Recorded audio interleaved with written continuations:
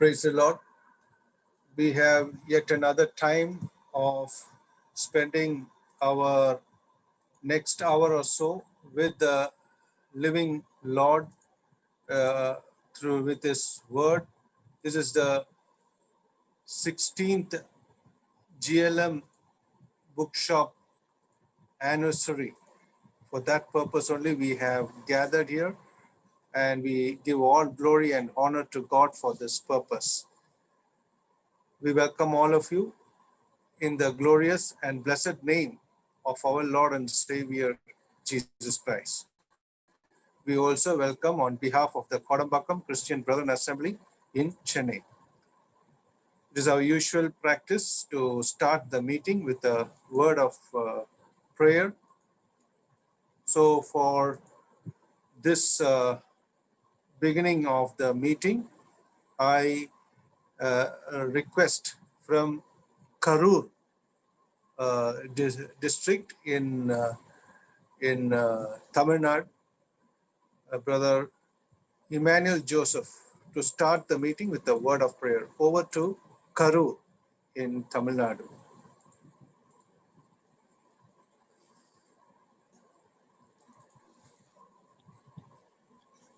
Praise the Lord, brother. Praise the Lord, dear brother. Praise the Lord. நாம் ஜெபம் செய்வோம்.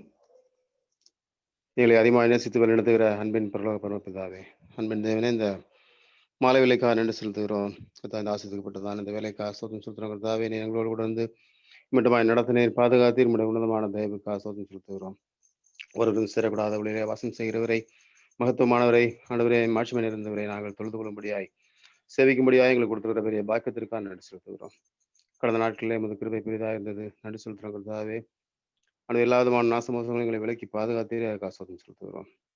அன்பின் தேவனே, விசேஷமாக இந்த GLM மினிஸ்ட்ரி கூட கர்த்தாவே கடந்த 16 ஆண்டுகளாக நடக்கும்படியாக நீ கிருபை செய்தீர். அதற்காக பெரும்பாடு எடுத்து நடத்தி விடுவதான சோதர சந்தோஷ் ஜான்சன் அவர்களுக்காக ஜெபிக்கிறோம்.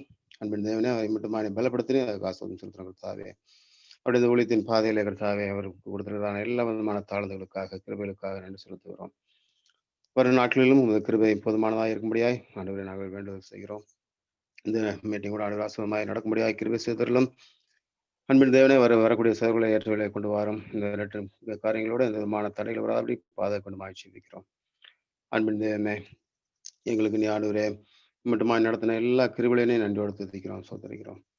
கர்த்தாவுடைய கிருபைக்காக நாங்கள் காத்திருக்கிறோம். இந்த வேலையிலுமாக உடைய பிரசன்னம் எங்களோடு கொடுத்து வழிநடத்த வேண்டுமா ஜெபிக்கிறோம். கர்த்தா, விசேஷமாக செய்து கொடுக்கிற தாசனை தான் மறுத்து வளமை எடுத்து பயன்படுத்தியவர்களும் நடக்கிற எல்லா காரியங்களும் ஆரம்பம் முதல் கர்த்தாவை முடிவரையிலுமாக உமது கிருபையின் பிரசன்னத்தாலே எங்களை நிறைத்து எங்களை வழிநடத்த வேண்டுமாக கருத்தில் கொடுக்கிறோம். ஆசீர்வாதம் பலப்படுத்தும் காத்திரலாம். துதி கன மகிமையிலாமைக்கு செலுத்துகிறோம். அருமை ரட்சகரும் மீட்பெருமான இயேசு கிறிஸ்து நல்ல நாமத்தில் எங்கள் ஜெபத்திருக்கிறோம் ஜீவன் நல்ல பிதாவே, ஆமென். Thank you, Brother Emmanuel Joseph from Karur for the opening prayer. We give all glory and honor for that. Now we are going to the next session, that is a singing time. Today we have from Exodus Ministries, Exodus TV, Brother Laban Thomas. He will be singing 2 songs for us. We take you over to Chennai. Brother Laban Thomas, Exodus TV Ministries. Thank you, brother.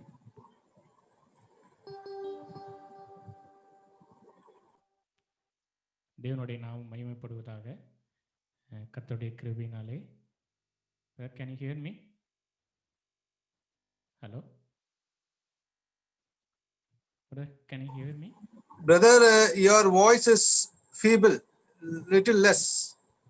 Just a minute. Hello, check. Now, brother?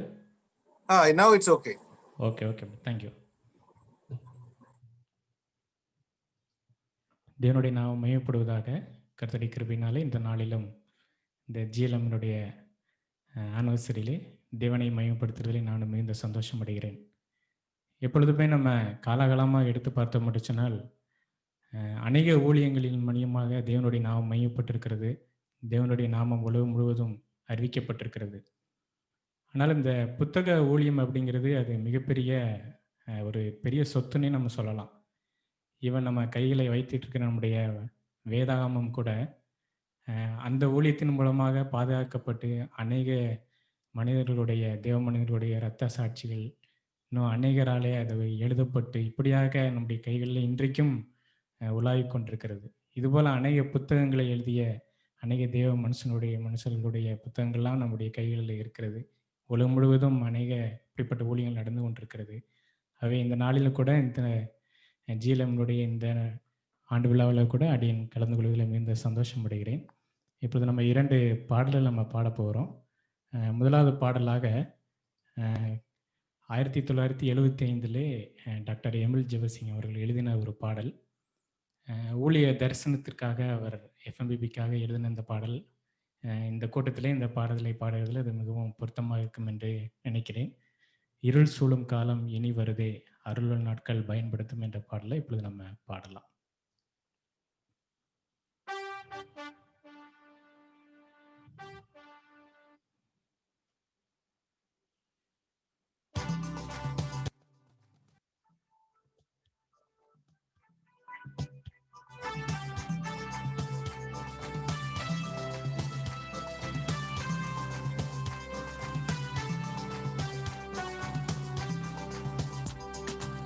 இருள் சூழும் காலம் இனி வருதே, அருளுள்ள நாட்கள் பயன்படுத்தும். இருள் சூழும் காலம் இனி வருதே, அருளுள்ள நாட்கள் பயன்படுத்தும். திறவுண்ட வாசல் அடைப்படுமுன், நொறுங்குண்ட மனதாய் முன் செல்வோர் யார்? திறவுண்ட வாசல் அடைப்படுமுன், நொறுங்குண்ட மனதாய் முன் செல்வோர் யார்? நாட்கள் கொடியதாய் மாறிடுதே, காலத்தை ஆதாயம் செய்திடுவோம். நாட்கள் கொடியதாய் மாறிடுதே, காலத்தை ஆதாயம் செய்திடுவோம்.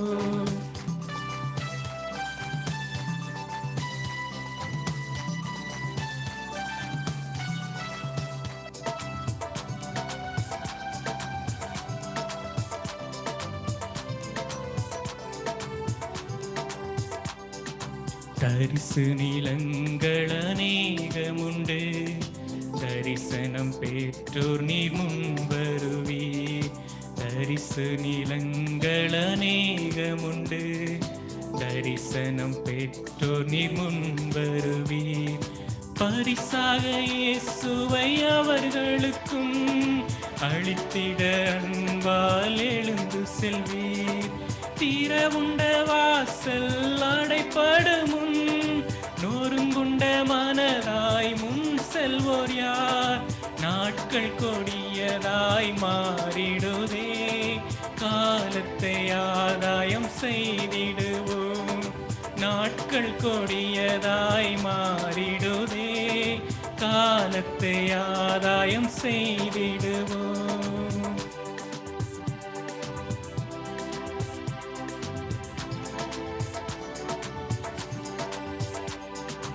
எத்தனை நாடுகளின் நாட்களில் கர்த்தரின் பணிக்குதான் கதவடைத்தார். எத்தனை நாடுகளின் நாட்களில் கர்த்தரின் பணிக்குதான் கதவடைத்தார். திறந்த வாசல் இன்று உனக்கெதிரில் பயன்படுத்தும் மக்கள் ஞானவான்கள். திறவுண்ட வாசல் அடைப்படுமுன், நொறுங்குண்ட மனதாய் முன் செல்வோர் யார்? நாட்கள் கொடியதாய் மாறிடுதே, காலத்தை ஆதாயம் செய்திடுவோம். நாட்கள் கொடியதாய் மாறிடுதே, காலத்தை ஆதாயம் செய்திடுவோம்.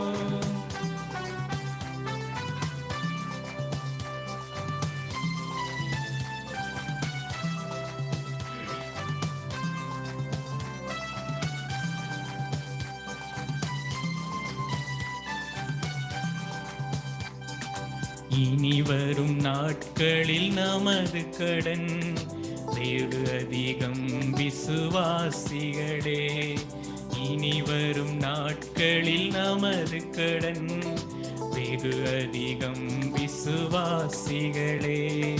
நம்மிடை உள்ள ஐக்கியமே வெற்றியும் தோல்வியும் ஆக்கிடுமே. திறவுண்ட வாசல் அடைபடுமுன் நொறுங்குண்ட மனதாய் முன் செல்வோர் யார்? நாட்கள் கொடியதாய் மாறிடுதே, காலத்தை ஆதாயம் செய்திடுவோம். நாட்கள் கொடியதாய் மாறிடுதே, காலத்தை ஆதாயம் செய்திடுவோம். இருள் சூழும் காலம் இனி வருதே, அருளுள்ள நாட்கள் பயன்படுத்தும். இருள் சூழும் காலம் இனி வருதே, அருளுள்ள நாட்கள் பயன்படுத்தும். திறவுண்ட வாசல் அடைபடுமுன் நொறுங்குண்ட மனதாய் முன் செல்வோர் யார்? திறவுண்ட வாசல் அடைபடுமுன் நொறுங்குண்ட மனதாய் முன் செல்வோர் யார்? நாட்கள் கொடியதாய் மாறிடுதே, காலத்தை ஆதாயம் செய்திடுவோம். நாட்கள் கொடியதாய் மாறிடுதே, காலத்தை ஆதாயம் செய்திடுவோம். மேலே மிகவும் ஊழியத்துக்கு மற்றவரை அழைக்கக்கூடிய ஒரு நல்ல ஒரு பாடல். இன்றைக்கு நமக்கும் அது உண்மையிலே அது பிரயோஜனமுள்ளதாக இருக்கும். இன்றைக்கு நம்ம பார்க்கிற பொழுது நம்மிடத்திலே உள்ள ஐக்கியமே வெற்றியும் தோல்வியும் என்று சொல்லி அன்றைக்கே அந்த பக்தன் அங்கே எழுதி வைத்திருக்கிறார். ஒருவேளை இந்த காலம் இன்னைக்கு இன்னும் வரப்போகிற காலம் எப்படி இருக்கும் என்று சொல்லி நமக்கு தெரியாது.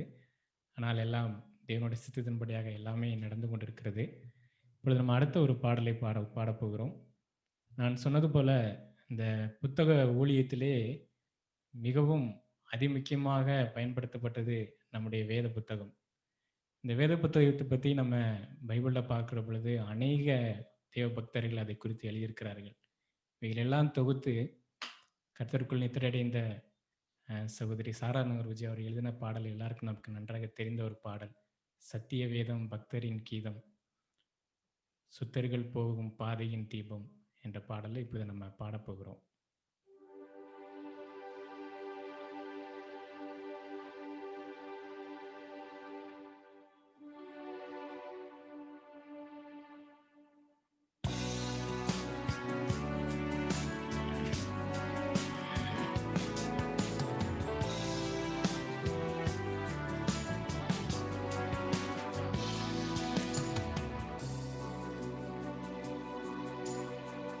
சத்திய வேதம் பக்தரின் கீதம், சுத்தர்கள் போகும் பாதையின் தீபம், உத்தம மார்க்கம் காட்டும். சத்திய வேதம் எத்தனை துன்பம் துயரம் வந்தும் பக்தனை தேற்றிடும் ஔஷதம். எத்தனை துன்பம் துயரம் வந்தும் பக்தனை தேற்றிடும் ஔஷதம். சத்திய வேதம்.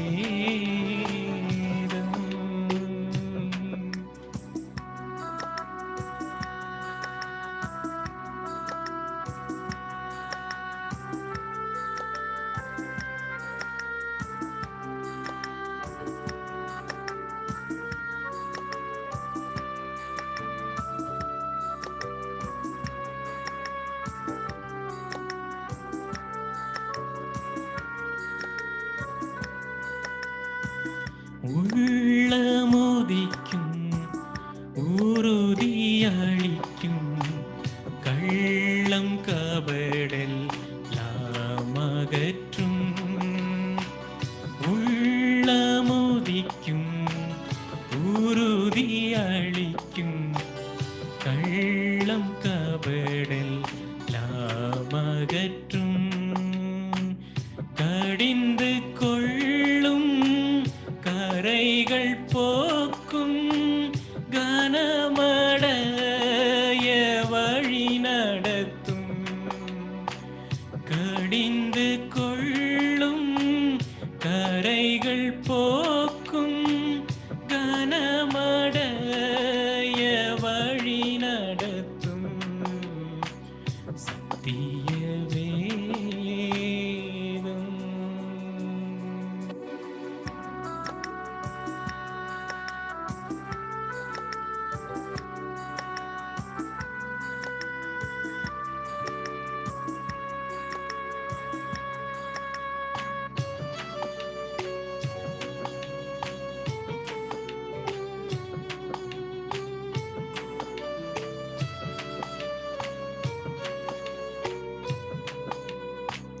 வேத பிரியர் தேவ புதல்வர் சேதமடையா நடந்திடுவார்.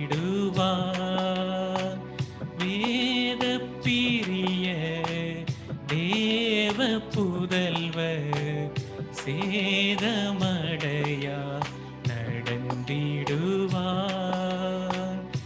இலைகளுதிரா மரங்கள் போல இவர்கள் நல்ல கனி தருவார். இலைகளுதிரா மரங்கள் போல இவர்கள் நல்ல கனி தருவார். சத்திய வேதம்.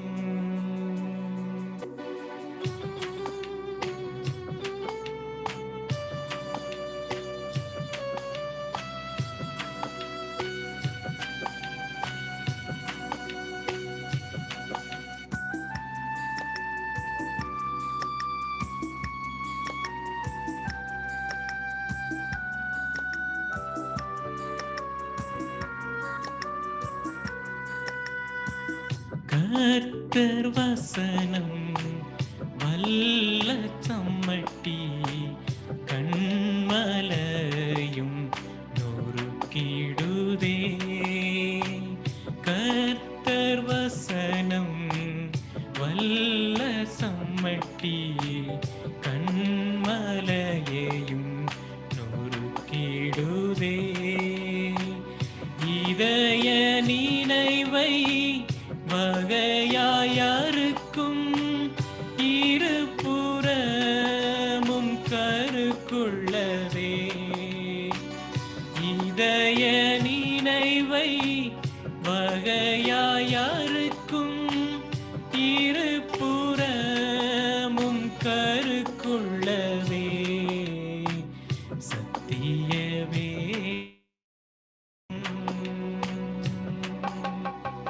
சத்திய வேதம் பக்தரின் கீதம் சுத்தர்கள் போகும் பாதையின் தீபம் உத்தம மார்க்கம் காட்டும். சத்திய வேதம். எத்தனை துன்பம் துயரம் வந்தும் பக்தனை தேற்றிடும் ஔஷதம். எத்தனை துன்பம் துயரம் வந்தும் பக்தனை தேற்றிடும் ஔஷதம். சத்திய வேதம்.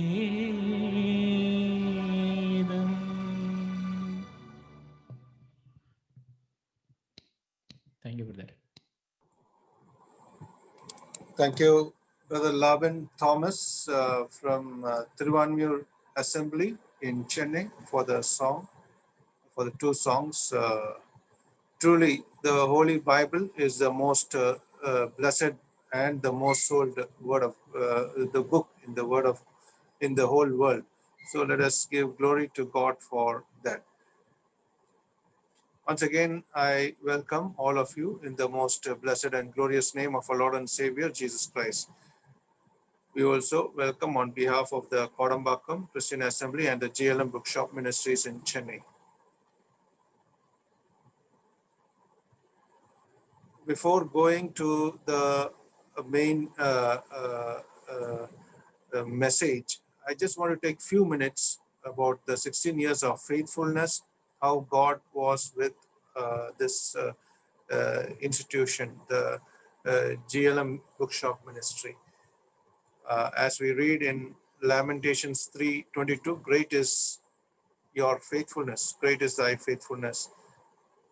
GLM Bookshop Ministries, or rather Gospel Literature Ministries, was in the beginning known as Gospel Literature and Music 16 years ago. On December 4th, around 10 o'clock or so, this bookshop was opened, and we praise God for that. Basically, I was a book lover, but more book lover in the whole Holy Bible. Anyway, it was during a casual talk with my father during a difficult time in my life that that God opened a way to open the bookshop. My father-in-law, Timothy P. Chalashari from Trishur, and my father, Brother Johnson Tarian, were both instrumental in doing this into this bookshop. But one thing I would like to tell that the assemblies that were backing up me was all through the 18 years, or rather 16 years, where Adambakkam Christian Assembly and Madipakam Christian Assembly from Chennai and other city assemblies. It was a bookstore, a bookshop that was initially set up, a retail bookshop. Then we went in, the assemblies encouraged us to start a bookstall, and at the camps, we kept at Chennai, Salem, Karaikal, and Kutralam, few camps wherever I could go. And God has blessed the most sold book to be the Holy Bible. So in various languages, it was sold, the Holy Bible. We praise God for that, along with other Christian books.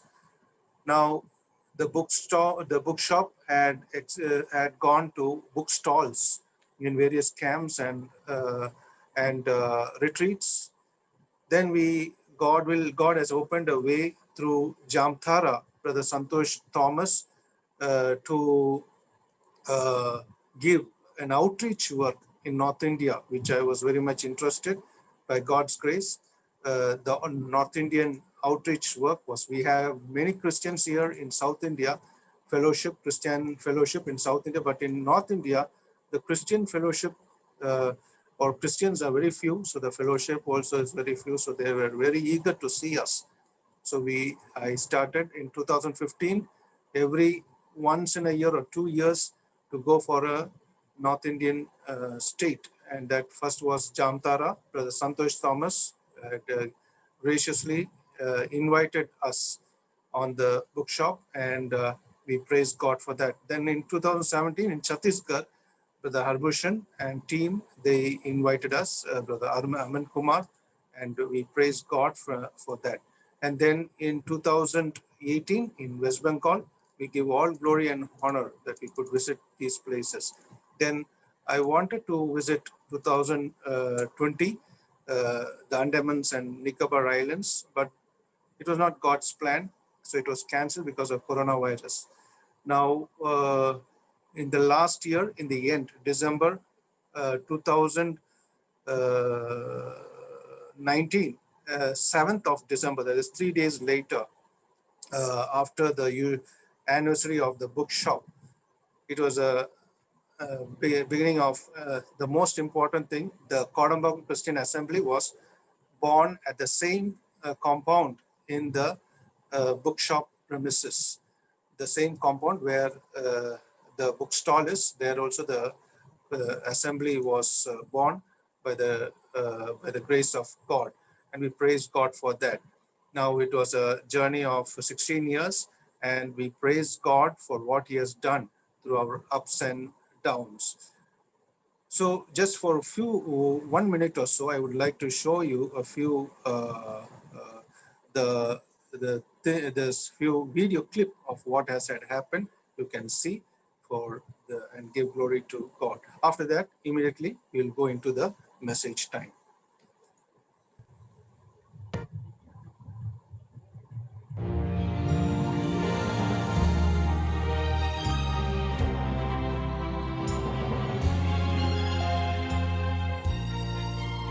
This is the inauguration that has been happening, that has happened in 2004 at the GLM in Madamba.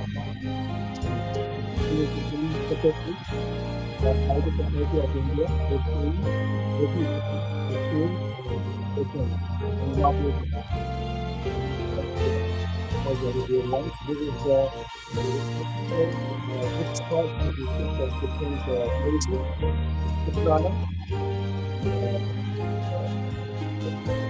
Kutralam in South India, one of the biggest families. This is NCC, the Chennai family family. We put God for the work of the church. And this is the picture.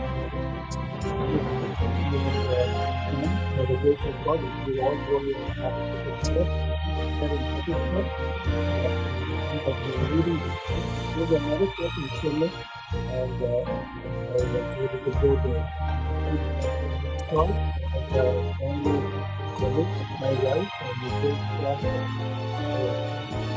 This is Shankar. We have first for the outreach, and we give all glory and honor to God for the Shankara in Jharkhand, and then we also had the Chennai family meet, the family camp, and there was also and this is the release of the book, the published, where the translation usage is going on. We all glory and honor to God.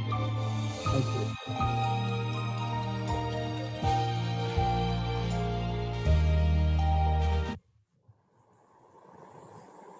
I thank you all for having us,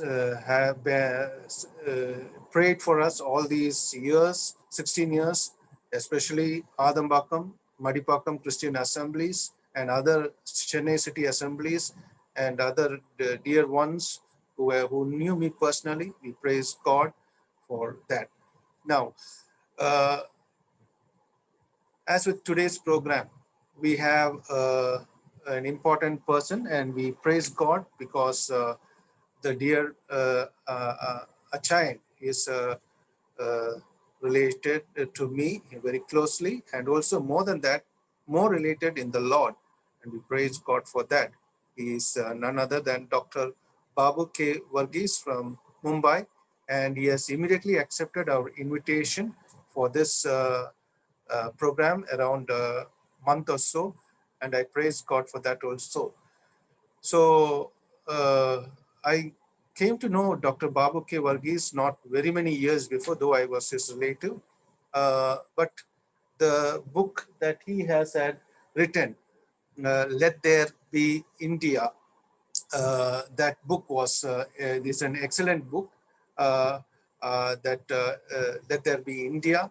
It is an excellent book, and we praise God for that massive work he has had done through that book by Word of Christ, Chennai, and also other books are there, Burnt Alive and GLS Publications. We praise God for his involvement in the literature ministry. We give all glory and honor to God for him.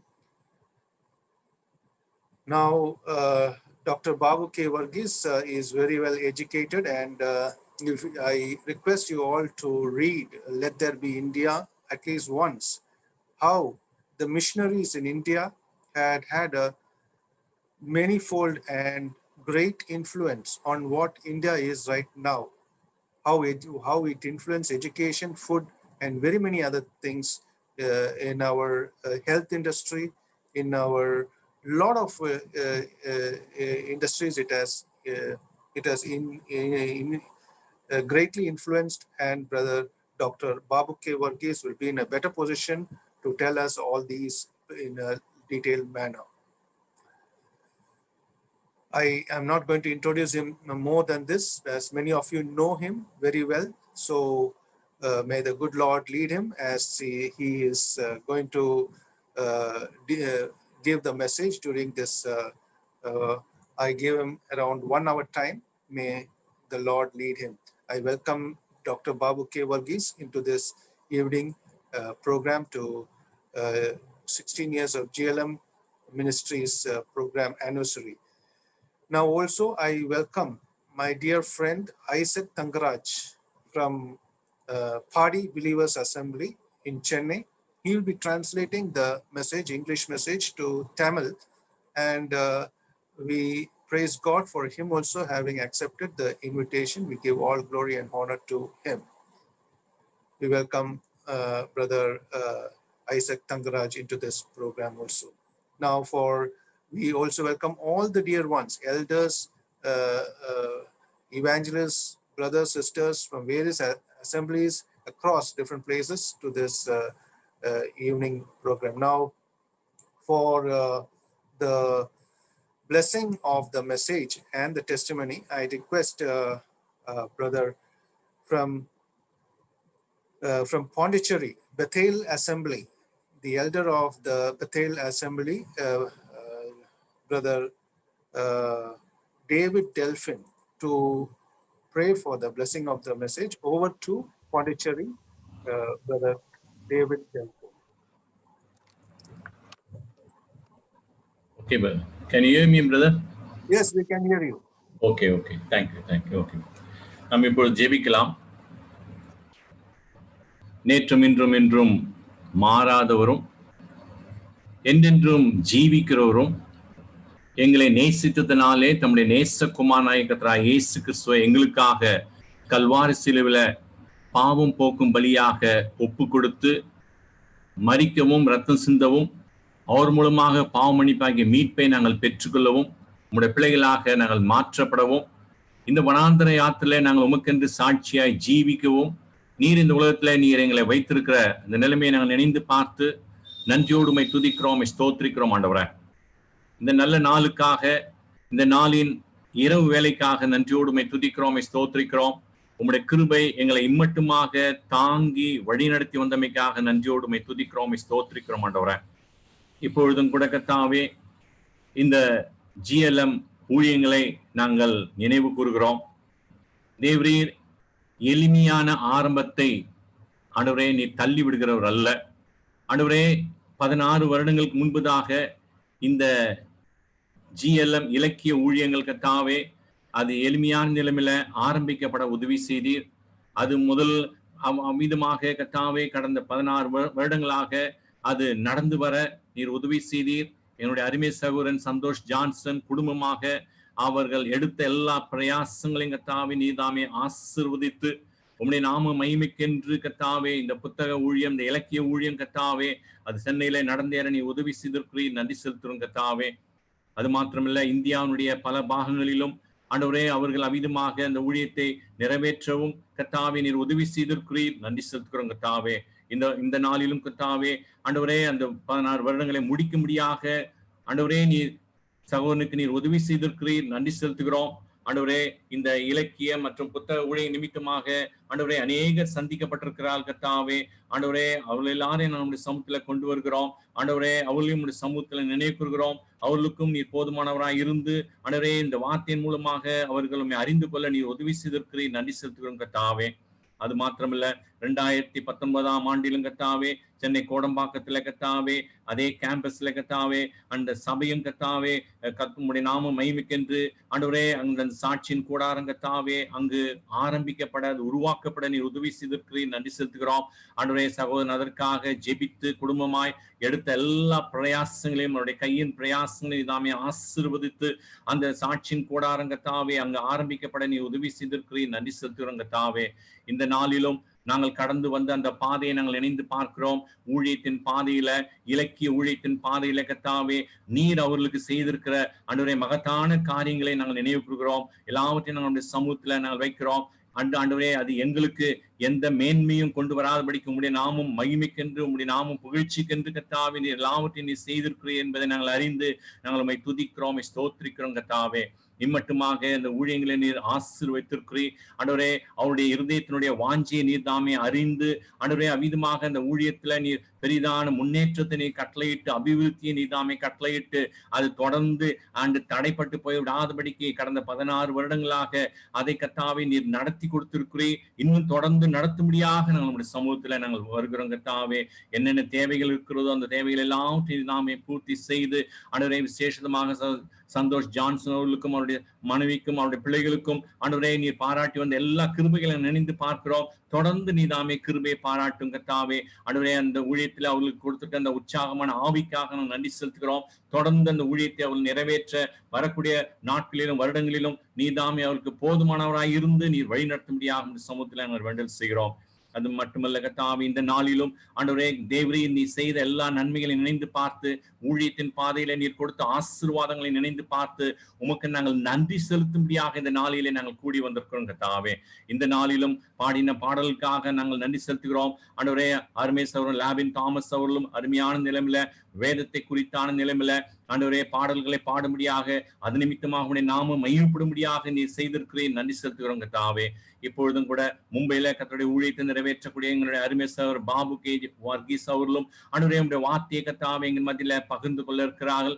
ஆண்டவரே நீ தாமே சகோதரனுக்கு வேண்டிய கிருபையை நீ கட்டளிடும்படியாக சமத்துல வேண்டல் செய்கிறோம். அவர்களும் கத்தாவே இந்த எழுத்து ஊழியத்துல இந்த இலக்கிய ஊழியத்துல லெட் தேர் பி இந்தியா என்று சொல்லக்கூடிய அந்த அருமையான புத்தகத்தை அவர் எழுதியிருப்பதாக நாங்கள் கேள்விப்பட்டோம் கத்தாவே. ஆண்டவரே அந்த புத்தகத்தை நாங்களும் ஆண்டவரே உமக்கு சித்தம் இருக்கும் என்றால் அதை நாங்கள் வாங்கி படித்து அது நிமித்தமாக இன்னும் அநேக காரியங்களை கத்தாவே ஆண்டவரே நாங்கள் அறிந்து கொள்ள நீதாமே எங்களுக்கு உதவி செய்தலும். ஆண்டவரே இந்த இலக்கிய ஊழியங்களிலும் ஆண்டவரே எங்களுடைய அருமை சகோதரர் வர்கீஸ் அவர்களை நீர் உபயோகப்படுத்தி வருகிறீர். தொடர்ந்து அவரை உபயோகப்படுத்தும்படியாக சமூகத்தில் வேண்டல் செய்கிறோம்.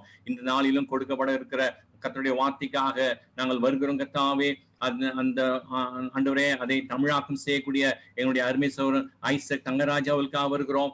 ஏற்ற வார்த்தைகளை நீதாமே கொடுத்துள்ளோம் அன்றே எந்த விதமான தடையின்றி கத்தாவே அந்த தமிழ் வார்த்தைகளை நீதாமே அவருக்கு கொடுத்து அருமையான நிலைமையிலே அது மொழியாக்கம் செய்ய நீதாமே வேண்டிய கிருபையை நீர் பாராட்டும்படியாக சமூகத்தில் வேண்டல் செய்கிறோம். இந்த நாளிலும் இந்த இணையதளத்தின் மூலமாக கூட்டி சேர்க்கப்பட்ட எல்லா சகோதரர்களுக்காக ஊழியக்காரர்களுக்காக சகோதரிகளுக்காக குடும்பங்களுக்காக வருகிறோம். ஒவ்வொருவரும் இந்த நாளிலே கத்தாவுடைய வார்த்தையை நாங்கள் கேட்கும்படியாக கூடி வந்திருக்கிறோம். உடைய ஆவியானவரால் நீதாமே எங்களை நிரப்பி ஆண்டவரே உடைய தாசன் மூலமாக கொடுக்கிற வார்த்தையை நாங்கள் கேட்டு இன்னும் எங்களுடைய ஆவிக்குரிய வாழ்க்கையில கத்தாவை நாங்கள் முன்னேறி செல்ல இந்த நேரத்தை நீர் எங்களுக்கு ஆசீர்வதித்து கொடுக்க முடியாமல் சமத்துல வேண்டல் செய்கிறோம். இன்னும் கத்தாவே ஆண்டவரே இந்த நேரத்தை நாங்கள் சமூகத்தில் நாங்கள் ஒப்புக் கொடுக்கிறோம். ஆண்டவரே நீர் எங்களுக்கு எல்லா நேரமும் போதுமானவராயிருந்து எங்களை வழி நடத்தும் கத்தாவே. தொடர்ந்து அந்த கோடம்பாக்கம் சபைக்காக சகோதர சபைக்காக வருகிறோம். சபையின் மூலமா நிறைவேற்றப்படுற ஊழியங்களை நாங்கள் கத்தாவே சமூகத்தில் நாங்கள் கொண்டு வருகிறோம். அந்த சபையின் மக்களுக்கும் ஆண்டவரே கொடுத்திருக்கிற அந்த நல்ல தரிசனத்துக்காக நன்றி செலுத்துகிறோம். இந்த ஊழியங்களை தொடர்ந்து அந்த சபையார் முன்னின்று நடத்தக்கூடிய நிலைமையில வேண்டிய கிருபைகளை கத்தாவே அந்த சபையாருக்கு நீ தாமே கொடுத்து நீர் வழி நடத்தும்படியாக சமூகத்தில் வேண்டல் செய்கிறோம். இப்பொழுது உங்களுடைய சமூகத்துல உங்களுடைய மெல்லிய சத்தத்தை கேட்கும்படியாக நாங்கள் அமர்ந்திருக்கிறோம். ஆவியானவரால் நீ நாமே எங்களை நிரப்பியலும் கத்தாவே. ஆண்டவரே மின்சாரத்தை ஆண்டு கொள்ளும். ஆண்டவரே இந்த உபகரணங்கள் எல்லாம் எந்த விதமான தடை கொண்டு வராதபடிக்கு சாத்தானவன் எல்லா தடைகளையும் நீதாமை அப்புறப்படுத்தி ஆண்டவருடைய நாமத்துக்கு நீதாமை மகிமை கொண்டு வரும்படியாக கத்தாவை நாங்கள் அமர்ந்து உடைய வார்த்தையை கேட்க நீதாமை எங்களுக்கு உதவி செய்யும். எல்லாவற்றையும் நாங்கள் சமூகத்துல ஒப்புக் கொடுக்கிறோம். மீதியான நேரத்தில் எங்களோடு கூட எங்களை வழி நடத்தும். மீட்பெறும் அருமை ரட்சகரமாய் இருக்கிற கர்த்தராகிய இயேசு கிறிஸ்துவினுடைய ஒப்பற்ற இன்ப நாமத்துல ஜெபத்தை ஏறெடுக்கிறோம் நேச தகப்பனே. ஆமென். Thank you, Brother David Delphin from Pondicherry. May God be with you. Now we are taking you over to Mumbai. Brother Babu K. Varghese, and to Chennai, Brother Isaac Tankaraj. I request Brother Babu K. Varghese, you can take around 50 minutes or so, 50. May God be with you. God bless.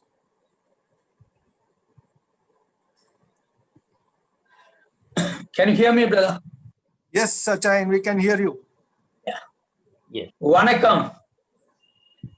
What a delight to be here this evening with you all. இந்த மாலை வேளையில உங்களோடு கூட இருக்கிறதுல எவ்வளவு சந்தோஷமாக இருக்கிறது. Thank you, brother Isaac. Okay. Congratulations, Santosh and family and the Kodambak Assembly. Santhosh அவருடைய குடும்பத்திற்கும் கொடுப்பாக்கும் சபைக்கும் என்னுடைய வாழ்த்துக்கள். When Neil Armstrong landed on the moon, he said, "This is a small step for me." Neil Armstrong அவர்கள் நிலவிலே போய் கால் பதித்த போது அவர் சொன்னாராம், இது எனக்கு ஒரு சிறிய ஒரு அடியாக இருக்கிறது. But it's a great leap for mankind. ஆனால் மனித குலத்திற்கு இது ஒரு மகா பெரிய ஒரு மிகப்பெரிய அடியாக இருக்கிறது என்று சொன்னாராம். That's what I would like to talk about GLM this evening. அப்படித்தான் இன்றைக்கு மாலையிலே GLM இந்த ஊழியத்தை குறித்து நான் சொல்ல விரும்புகிறேன். 16 years ago when Santosh and family started this, it was a small step. 16 ஆண்டுகளுக்கு முன்பாக சந்தோஷ் மற்றும் அவருடைய குடும்பத்தார் துவங்கின போது ஒரு சிறிய அடியாகத்தான் இருந்தது. But praise God, the Lord has been with him so that this ministry God could prosper. ஆனால் கர்த்தருக்கு ஸ்தோத்திரம், இந்த ஊழியத்தை கர்த்தர் ஆசீர்வதித்து இதை பெருக பண்ணி இருக்கிறார். You know, historically the brethren people were the pioneers of gospel literature in India. நாம் சரித்திரத்தை எடுத்துக்கொண்டாலும் நம்முடைய பிரதரன் சபை சார்ந்தவர்கள் தான் நம்முடைய இந்திய தேசத்திலே இலக்கிய ஊழியத்திலே முன்னோடிகளாக திகழ்ந்திருக்கிறார்கள். They started several bookshops and publishing ministry years ago. அநேக ஆண்டுகளுக்கு முன்பதாகவே இவ்விதமாக புஸ்தக நிலையங்களையும் அநேக இலக்கிய ஊழியங்களையும் துவங்கினார்கள். It was overseas missionaries who started it. அதை வெளிநாட்டிலிருந்து வந்த அந்த ஊழியர்கள் முதலாவது துவங்கினார்கள். But most unfortunately, when the Indians took over those publishing ministries, ஆனால் மிக துரதிர்ஷ்டவசமாக இந்தியர்கள் அந்த ஊழியங்களை அவர்கள் அதற்கப்புறமாக பொறுப்பை எடுத்துக்கொண்ட போது these Indian directors destroyed these ministries. இந்த இந்திய அந்த அதை எடுத்து நடத்தின தலைவர்கள் இந்த ஊழியங்களை அதிகமாக அழித்து விட்டார்கள். I'm so sad there are not a single brethren publishing ministry in India today except people like Santosh. இன்றைக்கு நான் இதை சொல்கிறதற்கு மிகவும் வருத்தப்படுகிறேன். இந்திய தேசத்திலே இப்பொழுது இவ்விதமாக சந்தோஷை போன்ற ஒரு சிலர் தான் இலக்கிய அந்த ஊழியத்தை அவர்கள் செய்து வருகிறார்கள், பிரதரன் சபையை சார்ந்தவர்கள். The Bible says where there is no vision people will perish. வேதம் சொல்லுகிறது தரிசனம் இல்லாத இடத்திலே ஜனங்கள் அழிந்து போவார்கள் என்று. This is true with institutions also. இது இப்படிப்பட்ட ஸ்தாபனங்களை பொறுத்தும் உண்மையாகவே இருக்கிறது. Leaders without vision take over our ministries and they destroy the work of the Lord, the wealth of the Lord and the workers of the Lord.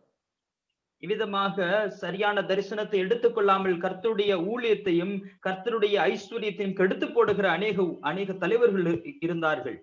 Therefore I am thankful to the Lord for people like Santosh, and I challenge the young people to get into Christian publishing and literature ministries. ஆகவே கர்த்தருக்கு நான் மிகவும் ஸ்தோத்திரம் செலுத்துகிறேன். இப்படிப்பட்ட சந்தோஷ் போன்ற சகோதரர்கள் இந்த புஸ்தக வெளியீட்டு ஊழியங்களில் ஈடுபடுகிறார்கள். இன்னும் அநேக வாலிபர்களை நான் உற்சாகப்படுத்துகிறேன், இப்படிப்பட்ட ஊழியங்களிலே நீங்கள் நுழைந்து கர்த்தருக்காக ஊழியம் செய்ய வேண்டும் என்று. This evening I would like to talk about 3 words: gospel, literature and ministry. இந்த மாலை வேளையிலே 3 வார்த்தைகளை பற்றி தான் பேச போகிறேன். காஸ்பல் சுவிசேஷம், இலக்கியம் மற்றும் ஊழியம் என்கிற 3 வார்த்தைகள். Literature is a means of communication. இலக்கியம் என்று சொன்னால் நாம் தொடர்பு கொள்ளக்கூடிய ஒரு ஊடகமாக இருக்கிறது. Why do we communicate? நாம் ஏன் அவ்விதமாக பேசுகிறோம்? Because our God is a communicator. ஏனென்றால் நம்முடைய தேவன் அவர் பேசக்கூடிய தேவனாக இருக்கிறார். He communicates through nature, through creation. அவர் இயற்கை சிருஷ்டிப்பின் மூலமாக பேசுகிறார். He communicates through our conscience. நம்முடைய மனசாட்சியின் மூலமாக பேசுகிறார். He communicated in history through 10 commandments personally. அவர் தனிப்பட்ட நிலைமையிலே சரித்திரத்திலே 10 கட்டளைகள் வழியாக பேசியிருக்கிறார். Then he communicated through prophets and his people. அதற்கப்புறம் தீர்க்கதரிசிகள் அவருடைய ஜனங்கள் மூலமாக பேசினார்.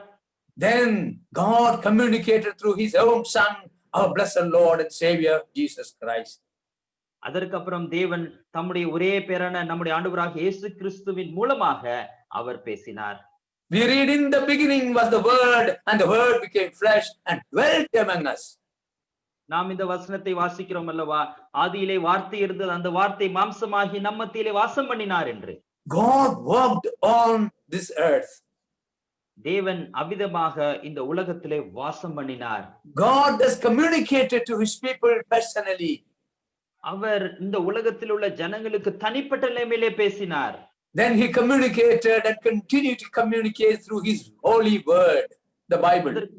அதற்கப்புறமாக தொடர்ச்சியாக தம்முடைய பரிசுத்த வேதாகம வார்த்தைகள் மூலமாக மக்களோடு பேசிக் கொண்டு வருகிறார். Ultimately, he is communicating through us, the living epistles and newspapers.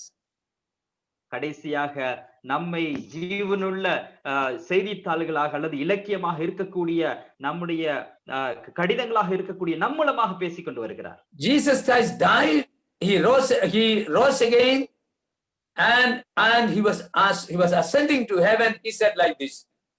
ஆண்டவராகிய இயேசு கிறிஸ்து மரித்து உயிர்த்தெழுந்து அவர் அதற்கப்புறம் பரமேறி செல்வதற்கு முன்பாக இப்படி சொன்னார். Go and communicate me. நீங்கள் போய் என்னை பற்றி சொல்லுங்கள். To the entire earth. நீங்கள் உலகத்தின் முடிவு பரியந்தம் செய்யுங்கள். That's all we need to give to tell. அதைத்தான் நாம் சொல்ல வேண்டியவர்களாக இருக்கிறோம். So the greatest commission of each one of us is to communicate our blessed Lord Jesus Christ. ஆகவே நம் விசுவாசிகளாக நாம் ஒவ்வொருவருக்கும் கொடுக்கப்பட்ட மிகப்பெரிய வேலை அவரை பற்றி இந்த உலகிற்கு நாம் சொல்ல வேண்டியவர்களாக இருக்கிறோம். In Psalm 68 verse 11 we read like this. சங்கீதம் 68:11 இப்படி வாசிக்கிறோம். The Lord gave the word, and great was the company who published it. ஆண்டவர் வசனம் தந்தார், அதை பிரசித்தப்படுத்துகிறவர்களின் கூட்டம் மிகுதி. ஆண்டவர், God, கடவுளே, he has given us this word to communicate, to publish. Santosh will be happy today. The word publish is there in our Bible. ஆகவே இன்றைக்கு இந்த வசனத்தை பார்க்கும்போது சந்தோஷ் அவர்களும் சந்தோஷப்படுவார் நினைக்கிறேன். இப்படியாக வசனம் இருக்கிறது. கர்த்தர் வசனத்தை தருகிறார், அதை பிரசித்தப்படுத்துகிறவர்கள், அதாவது வெளியிடுகிறவர்களின் கூட்டம் மிகுதி. You are in a fabulous ministry of publishing the word of God. கர்த்தருடைய வார்த்தைகளை வெளியிடுகிற உன்னதமான ஊழியத்திலே நீங்கள் இருக்கிறீர்கள். Now, language and literature are the foundations of any modern society. எந்த ஒரு நவீன சமுதாயத்தை எடுத்துக்கொண்டாலும் மொழியும் இலக்கியமும் முக்கியமான அங்கம் வகிக்கிறது. Now, I wanted to communicate in Tamil, but suppose you don't have a modern Tamil script, what will you do? நான் இப்பொழுது தமிழிலே நான் பேச விரும்புகிறேன், ஆனால் தமிழிலே உங்களுக்கு நவீன இலக்கிய நூல்கள் இல்லை என்றால் என்ன செய்வீர்கள்? Without a modern script, can we read and understand? அவ்விதமாக நவீன எழுத்துக்கள் இல்லை என்றால் எப்படி நாம் வாசித்து புரிந்து கொள்ள முடியும்? Tamil is one of the oldest languages in the world. உலகத்திலே மிக பழமையான மொழிகளில் ஒன்றுதான் Tamil. But you know, people like Rajiv Malhotra, who wrote the book Breaking India, Rajiv Malhotra என்று சொல்லக்கூடியவர்களை போன்றவர்கள், அதாவது பிரேக்கிங் இந்தியா, இந்தியாவை உடைத்தல் என்கிற புத்தகத்தை எழுதினவர், he accuses Christian missionaries as the people who created Dravidian culture, and it is not historical. That's what he accuses us. அவர் குற்றம் சாட்டுகிறது, கிறிஸ்தவ மிஷனரிகள் தான் திராவிட இந்த கலாச்சாரத்தை கொண்டு வந்தவர்கள் என்று சொல்லி குற்றம் சாட்டுகிறார். There are people make unfounded allegations against Christian people in this country.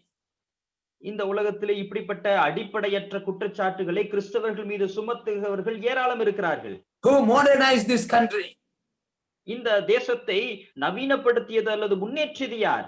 Who are the builders and movers and shakers of this nation? இந்த தேசத்தை கட்டி எழுப்பினவர்கள், அசைத்து அதை முன்னேற்றியவர்கள் யார்? That's what I'd like to share a few minutes with you. அதைத்தான் இன்றைக்கு ஒரு சில நிமிடங்கள் உங்களோடு கூட நான் சொல்ல விரும்புகிறேன். To begin with, who created modern scripts in Indian languages? இதை துவங்குவதற்கு இவ்விதமாக நான் கேட்க விரும்புகிறேன். இந்திய மொழிகளில் உள்ள அந்த நவீன எழுத்துக்களை அவர்கள் கண்டுபிடித்தவர்கள் யார்? We have 1652 languages in India. 1652 மொழிகள் இந்தியாவில் உண்டு. We have modern script only in 220 languages. அதிலே 220 மொழிகளுக்கு மட்டுமே எழுத்துக்கள் இருக்கிறது. But who gave us that modern script? அந்த எழுத்துக்களை எல்லாம் கொடுத்தது யார்? Christian missionaries, Bible people. கிறிஸ்தவ மிஷனரிகள், வேதத்தின் மக்கள். You go to Marina Beach in Chennai. சென்னையில் உள்ள மெரினா பீச்சுக்கு நீங்கள் சென்று போய் பாருங்கள். You can see the statues of G.U. Pope and Robert Caldwell. G.U. Pope மற்றும் ராபர்ட் கால்ட்வெல் அவர்கள் இருவருடைய சிலைகள் அங்கு இருக்கும்.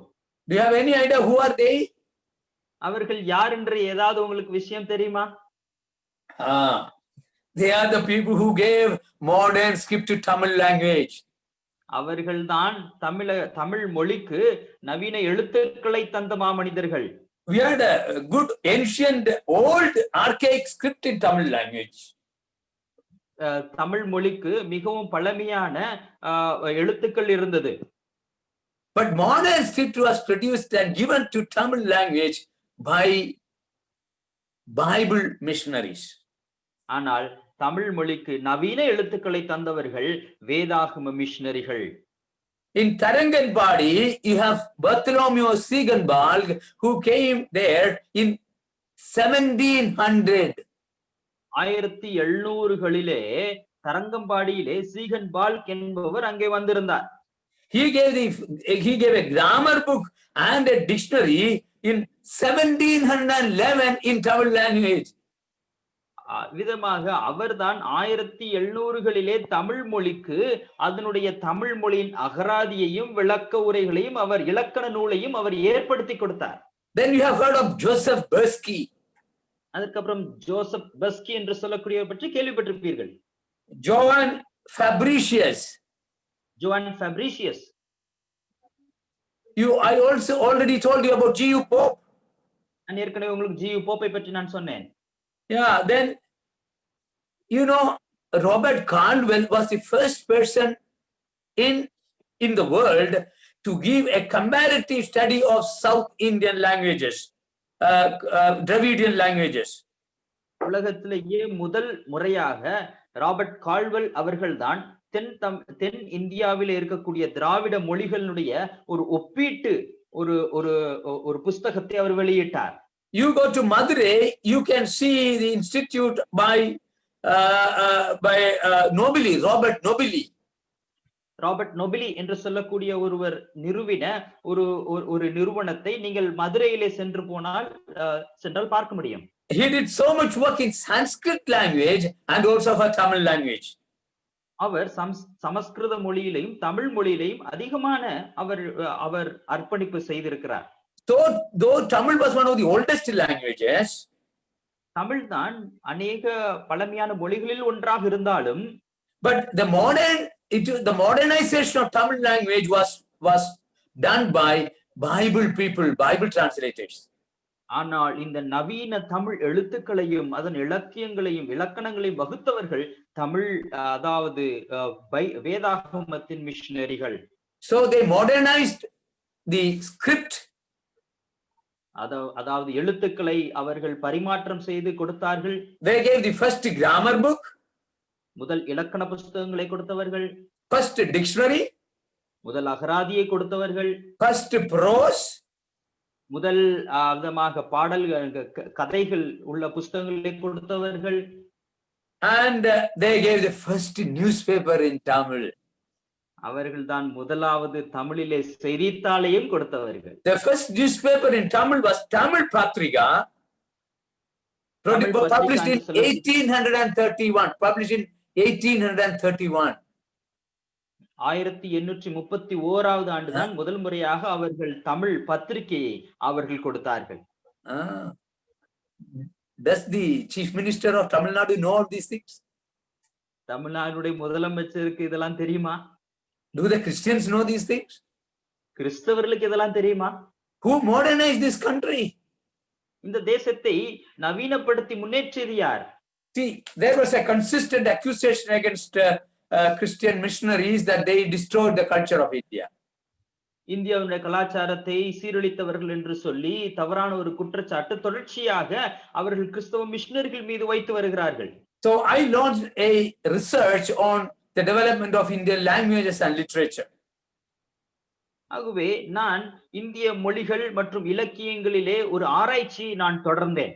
I looked at 125 Indian languages. இந்திய மொழிகளில் 125 மொழிகளை நான் என்னுடைய ஆராய்ச்சிக்கு எடுத்துக்கொண்டேன். My research was with the linguistics department of Nagpur University. இந்தியாவில் உள்ள நாக்பூர் யூனிவர்சிட்டியில உள்ள அந்த இலக்கிய அந்த துறையிலே என்னுடைய ரிசர்ச் அதாவது ஆராய்ச்சியை துவங்கினேன். To expand my research, God gave me opportunity to go to Oxford in England, and also I could visit 30 other countries to collect materials to prove that the Bible translators who modernized Indian languages. அதே போல என்னுடைய ஆராய்ச்சியை மேலும் விரிவுபடுத்துவதற்காக நான் Oxford யூனிவர்சிட்டிக்கு நான் போய் சென்றிருக்கிறேன். அதே போல உலகத்தில் 30 நாடுகளுக்கு மேலாக பிரயாணம் பண்ணி, அதாவது இந்திய மொழிகளில் உள்ள அந்த மிஷனரிகள் தான் இந்திய மொழிகளை முன்னேற்றியவர்கள் என்று நிரூபிப்பதற்காக பல்வேறு ஆதாரங்களையும் நான் திரட்டுவதற்கு ஆராய்ச்சி செய்வதற்கு நான் சென்று வந்திருக்கிறேன். And result was this book, Let There Be India. அதனுடைய படைப்பு தான் இந்த புஸ்தகம், Let There Be India என்று சொல்லக்கூடிய புஸ்தகம். The impact of Bible on nation building. அதாவது இந்த தேசத்தை கட்டுகிறதில் வேதாகமத்தின் தாக்கம் என்று சொல்லி. So I looked at 125 Indian languages. இந்திய மொழிகளில் 125 மொழிகளை நான் எடுத்து பார்த்தேன். And this is what I have found out. இதுதான் நான் கண்டறிந்தது. 150 or 200 years ago, 150 அல்லது 200 ஆண்டுகளுக்கு முன் Bible translators created வேத மொழிபெயர்ப்பாளர்கள் அவர்கள் உருவாக்கினது 85 dictionaries, 85 அகராதிகள், 116 grammar books, 116 இலக்கண புஸ்தகங்கள் and 45 newspapers. 45 செய்தித்தாள்கள். Think of it, 200 years ago. யோசித்து பாருங்கள், 200 ஆண்டுகளுக்கு முன்பாக. How was Tamil Nadu? How was Malabar? நம்முடைய தமிழ்நாடு எப்படி இருந்தது, மலபார் எப்படி இருந்தது? Bible missionaries came, lived among us, and they developed these languages. நம்முடைய வேதாகம மிஷனரிகள் வந்து இங்கே தங்கி இருந்து இப்படிப்பட்ட விஷயங்களை இலக்கியங்களை எல்லாம் முன்னேற்றினார்கள். So they developed the languages.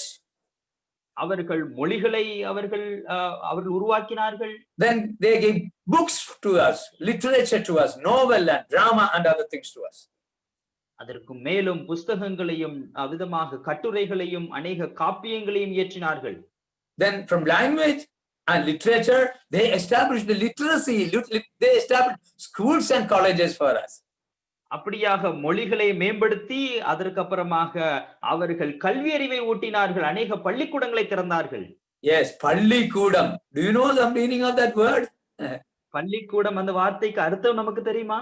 That is the Tamil and Malayalam and Dravidian word for school. அதுதான் தமிழ் மற்றும் திராவிட மொழிகளுக்கு ஸ்கூல் என்கிற வார்த்தைக்கான வார்த்தை. Yes, study center next to பள்ளி, next to the church. அதாவது பள்ளி, அதாவது அந்த படிப்பானது சபைக்கு பக்கத்திலே அடுத்து இருக்க வேண்டிய ஒரு விஷயம். Okay, when you start schools, they also started textbook societies. அவ்விதமாக பள்ளி துவங்கப்பட்ட போது அதை விதமாக பாட புஸ்தகங்களை வெளியிடுகிற விதமாக நிறுவனங்களையும் துவங்கினார்கள். But then you need copies of the books, right? How do you create copies of the book? ஆனால் அதற்கு அப்புறமாக அந்த புஸ்தகங்களை நாம் வெளியிட வேண்டும் அல்லவா, அதிகமான பதிப்பு வேண்டும் அல்லவா, என்ன செய்வது? So what did the Bible people do? வேத மனிதர்கள் என்ன செய்தார்கள்? They brought printing press to India. Hallelujah. அல்லேலூயா. அவர்கள் இந்தியாவிற்கு அச்சிடும் மிஷின்களை கொண்டு வந்தார்கள். It was in 1456 Gutenberg discovered the movable typing press in Germany. Germany நாட்டிலே விதமாக 1456வது ஆண்டிலே தான் குட்டன்பர்க் என்று சொல்லக்கூடியவர் அவர்கள் எடுத்து செல்லக்கூடிய நிலைமையில் இருக்கக்கூடிய ஒரு அச்சிடும் மிஷினை இயந்திரத்தை வெளியிட்டார். 100 years later in 1556, அது 100 ஆண்டுகளுக்கு அப்புறமாக 1556இல் Jesuit Catholic missionaries brought printing press to Goa. Jesuit Catholic மிஷனரிகள் கோவா இடத்திற்கு அவர்கள் அந்த அச்சிடும் இயந்திரத்தை கொண்டு வந்தார்கள். Then 1700 Sigenbach established printing press in Taranganbadi. அதற்கு அப்புறமா 1700களிலே தரங்கம்பாடியிலே சீகன்பால்க் அவர்கள் அச்சிடும் இயந்திரத்தை அவர் கொண்டு வந்தார். Then 1800 William Carey and Company established the printing press in Calcutta in Serampur. அதற்கு அப்புறமாக கல்கட்டா செராம்பூர்ல வில்லியம் கேரி அவர்கள் பிற்பாடு அவர்கள் அந்த அச்சிடும் இயந்திரத்தை பதிப்பகத்தை அவர் கொண்டு வந்தார். So all over India Bible people established the printing press to educate India. ஆகவே இப்படியாக இந்தியா எங்குமாக கிறிஸ்தவ வேதாகம மனிதர்கள் தான் அவர்கள் இலக்கியங்களை கொண்டு வந்து பதிப்பகங்களை கொண்டு வந்தார்கள் கல்வியை முன்னேற்றுவதற்கு. I want to share with you another secret now. இப்பொழுது இன்னொரு ரகசியத்தையும் கூட உங்களோடு பகிர்ந்து கொள்ள விரும்புகிறேன். Do you know which was the language first printed in India? உங்களுக்கு தெரியுமா இந்தியாவிலே முதலாவது அச்சிடப்பட்ட மொழி எது என்று? And first book printed in India? முதல் புஸ்தகம் இந்தியாவிலே அச்சிடப்பட்ட முதல் புஸ்தகம் எது என்று? It was in Malabur Tamil. You should be excited. அது நம்முடைய மலபூர் தமிழாகும். நீங்கள் அதை பற்றி உற்சாகப்பட வேண்டும், சந்தோஷம். It was done by Portuguese missionaries in 1577. 1577ஆம் ஆண்டிலே டச் மிஷனரிகள் அதை செய்தார்கள். The title of the book is in Tamil Tambiran Vanakkam. தம்பிரான் வணக்கம். Tambiran Vanakkam. Thampuran. Yes, and the English title is Doctrina Christum. டாக்டினா கிறிஸ்டப் என்று சொல்லக்கூடிய ஆங்கில புத்தகத்தின் தமிழ் பதிப்பை அவர்கள் முதலாவது அச்சிட்டார்கள். 1577. 1577. There was only one copy of it in the whole world. இந்த உலகத்திலேயே ஒரே ஒரு பிரதி தான் ஒரு காப்பி தான் இருந்தது. That's available only in Harvard University in America. இப்பொழுது ஹார்வர்ட் யூனிவர்சிட்டி அமெரிக்காவிலே அது அங்கே இருக்கிறது. I got a photocopy of it. அதனுடைய ஒரு நகலை நான் எடுத்துக்கொண்டு வந்தேன். Do you want to see that? பார்க்க விரும்புகிறீர்களா? This is the one. இதுதான் Tambiran Vanakkam 1577. 1577 தம்பிரான் வணக்கம் என்ற புஸ்தகம். A 16-page booklet that has published the prayer, the Lord's Prayer. அதாவது ஆண்டவருடைய ஜெபத்தை 16 பக்க அந்த புஸ்தகமாக வெளியிட்டார்கள். Are you not excited? இதை பற்றி உங்களுக்கு எதுவும் உற்சாகம் அளிக்கவில்லையா? Not only Tamil. தமிழ் மட்டுமல்ல, all the Indian languages were modernized by Bible people. இந்திய மொழிகள் எல்லாம் அது வேதாகம மனிதர்களால் தான் அது மேம்படுத்தப்பட்டது. As Santosh said, I have detailed given in my book all those details. இந்த எல்லா விளக்கங்களையும் ஆராய்ச்சி செய்து என்னுடைய புத்தகத்திலே நான் விளக்கமாக தந்திருக்கிறேன். I take classes in the universities and talk about this. நான் பல்கலைக்கழகங்களிலே இதை பற்றி நான் பாடங்கள் எல்லாம் எடுத்து வருகிறேன். So Bible people developed Indian languages. வேதாகம மனிதர்கள் இந்திய மொழிகளை மேம்படுத்தினார்கள். They modernized the script. அவர்கள் எழுத்துக்களை நவீனப்படுத்தினார்கள். Gave us grammar book. அதற்கு இலக்கண புத்தகங்களை கொடுத்தார்கள். Dictionary. அதற்கு அகராதிகள். Prose. அதற்கான இலக்கியங்கள். Literature, novel, drama, everything. இலக்கியங்கள், கதைகள், கட்டுரைகள் எல்லாவற்றையும். Started the printing press. அதற்கு அப்புறம் பதிப்பகங்களை துவங்கினார்கள். Then they gave us newspaper. அதற்கு அப்புறம் நமக்கு செய்தித்தாள்களை கொடுத்தார்கள். Which was the first newspaper in India? இந்தியாவிலே முதல் செய்தித்தாள் எது? William Carey produced the first 3 newspapers in India in Serampur in 1818, 200 years ago. 1818வது ஆண்டு ஏறத்தாழ 200 ஆண்டுகளுக்கு முன்பாக வில்லியம் கேரி இந்தியாவின் முதல் 3 செய்தித்தாள்களை அவர்கள் அச்சிட்டு வழங்கினார்கள். William Carey was here for 42 years. 42 ஆண்டுகள் வில்லியம் கேரி இந்தியாவில் இருந்தார்கள். He was a cobbler, but God mightily used him. அவர் ஒரு செருப்பு தைக்கக்கூடியவர், ஆனால் கர்த்தர் அவரை அபரிவிதமாக ஆசீர்வதித்தார். He developed 41 Indian languages. அவர் இந்திய மொழிகளில் 41 மொழிகளை அவர் உருவாக்கினார். He gave to India 23 new modern items. அவர் இந்தியாவிற்கு 23 நவீன பொருட்களை வழங்கி இருக்கிறார். First science lab. முதலாவது அறிவியல் ஆய்வுக்கூடம். First horticultural society. Horticulture society முதலாவது இந்தியாவில் கொடுத்தது அவர். First library, first bank. முதல் நூலகம், முதல் வங்கி. The first 3 newspapers were known as Samajar Darpan. சமாஜார் Darpan என்று சொல்லக்கூடிய முதல் அந்த செய்தித்தாள். Friend of India.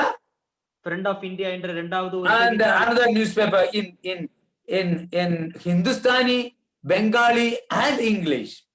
Hindustani, Bengali, ஆங்கிலம் போன்ற 3 மொழிகளிலே விதமாக 3 செய்தித்தாள்கள். Think of it.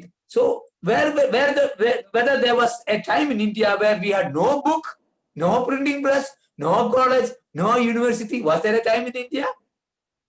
விதமாக இதை பற்றி யோசித்து பாருங்கள். எந்த ஒரு பள்ளிகளோ, ஒரு பல்கலைக்கழகங்களோ, ஒரு பதிப்பகங்களோ, அச்சிடும் புஸ்தகங்களோ இல்லாத ஒரு இந்தியாவாக இருந்தது. எங்கே இப்படிப்பட்ட இந்தியாவெல்லாம் எங்கிருந்து வந்தது? Yes. Who created all these modern things?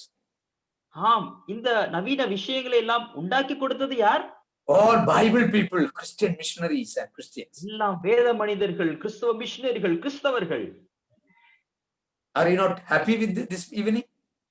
இந்த மாலை வேளையில் இது உங்களுக்கு சந்தோஷத்தை கொடுக்கிறதல்லவா? For the last 10 years I've been going around this country and talking about this. கடந்த 10 ஆண்டுகளாக இந்த நாடு முழுவதுமாக பிரயாணம் பண்ணி இதை பற்றி நான் பேசி வருகிறேன். Do you know December 4th today, Santosh, you will be happy to know this. Santhosh, இன்றைக்கு இதை நீங்கள் அறிந்து கொள்வதற்கு சந்தோஷமா இருப்பீர்கள் என்று நான் நினைக்கிறேன். டிசம்பர் 4ஆம் தேதி. December 4th is another great day in this country. இந்த தேசத்தின் மற்றும் ஒரு முக்கியமான பெரிய நாளானது டிசம்பர் 4 ஆகும்.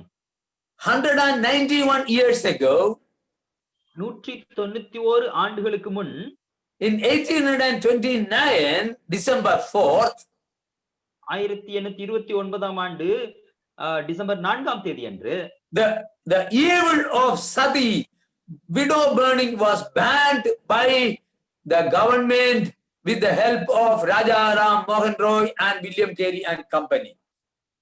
அதாவது ராஜாராம் மோகன் ராய் அவர்களுடைய கூட்டத்தாரும் சேர்ந்து இந்திய அரசாங்கம் இணைந்து இந்திய தேசத்திலே சதி என்கிற அந்த பழக்கத்தை அவர்கள் முடிவுக்கு கொண்டு வந்தார்கள்.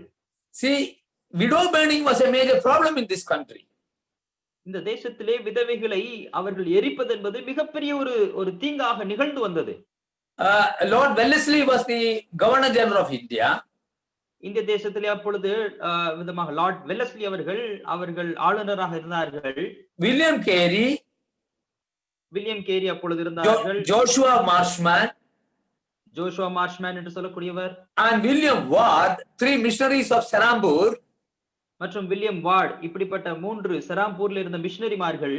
They began to fight against widow burning in this country. இந்த தேசத்திலே இருக்கக்கூடிய விதவைகளை எரிக்கிற அந்த பிரச்சனைக்கு எதிராக அவர்கள் போராட்டம் செய்ய துவங்கினார்கள். Lord Wellesley didn't do anything. Lord Wellesley அவர்கள் ஒன்றும் செய்யவில்லை. Then came William Bentinck. He took over as the Governor General of India. அதற்கு அப்புறம் வில்லியம் பெண்டிக்ட் என்று சொல்லக்கூடியவர் இந்திய தேசத்தின் ஆளுநராக பொறுப்பேற்றார். Carey and company continued to fight against widow burning and infanticide in India. அவ்விதமாக கேரி மற்றும் அவருடன் இணைந்த மிஷனரிகள் தொடர்ந்து அந்த விதவைகளை எரிக்கிற விஷயத்திற்கு எதிராகவும் அவ்விதமாக குழந்தைகளை பச்சிளம் குழந்தைகளை கொல்லுகிறதற்கு எதிராகவும் அவர்கள் போராடி கொண்டிருந்தார்கள். At last the British government banned widow burning. கடைசியாக இந்திய அரசாங்கம் விதவைகளை எரிக்கிறதற்கு தடை கொண்டு வந்தது. If I die, my wife who is alive will also be bound together, burned in the fire. நான் மரித்து விட்டால் என்னுடைய விதவியாக இருக்கக்கூடிய மனைவியும் அந்த எரிந்து கொண்டிருக்கிற தீயிலே உயிருடன் அவர்கள் போடப்படுவார்கள். So who stopped all this evil in the culture of this country? இப்படிப்பட்ட இந்த தேசத்தின் மிகவும் தீமையான கலாச்சாரங்களை எல்லாம் முடிவுக்கு கொண்டு வந்தது யார்? So Bible people developed the languages, started newspapers and literature and books, and let the people know about all this evil in the culture.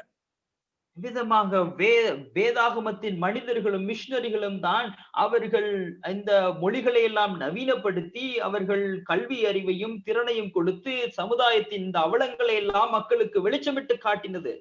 That's what they did. அதைத்தான் அவர்கள் செய்தார்கள். So socio-economic transformation was triggered by Christian missionaries. இவ்விதமாக சமுதாய பொருளாதார முன்னேற்றங்களை எல்லாம் அவர்கள் தூங்கினது கிறிஸ்தவ மிஷனரிகள். Are you not happy to hear this? இதெல்லாம் கேட்பதற்கு சந்தோஷமாக இல்லையா உங்களுக்கு? People throw stones at us, right? ஜனங்கள் நம்மேல் கல்லை வீசுகிறார்கள் இல்லையா? So, but we are the people who developed this country into a modern nation. நாம் தான் இந்த தேசத்தை நவீன ஒரு தேசமாக முன்னேற்றத்திற்கு எடுத்து சென்ற மனிதர்கள்.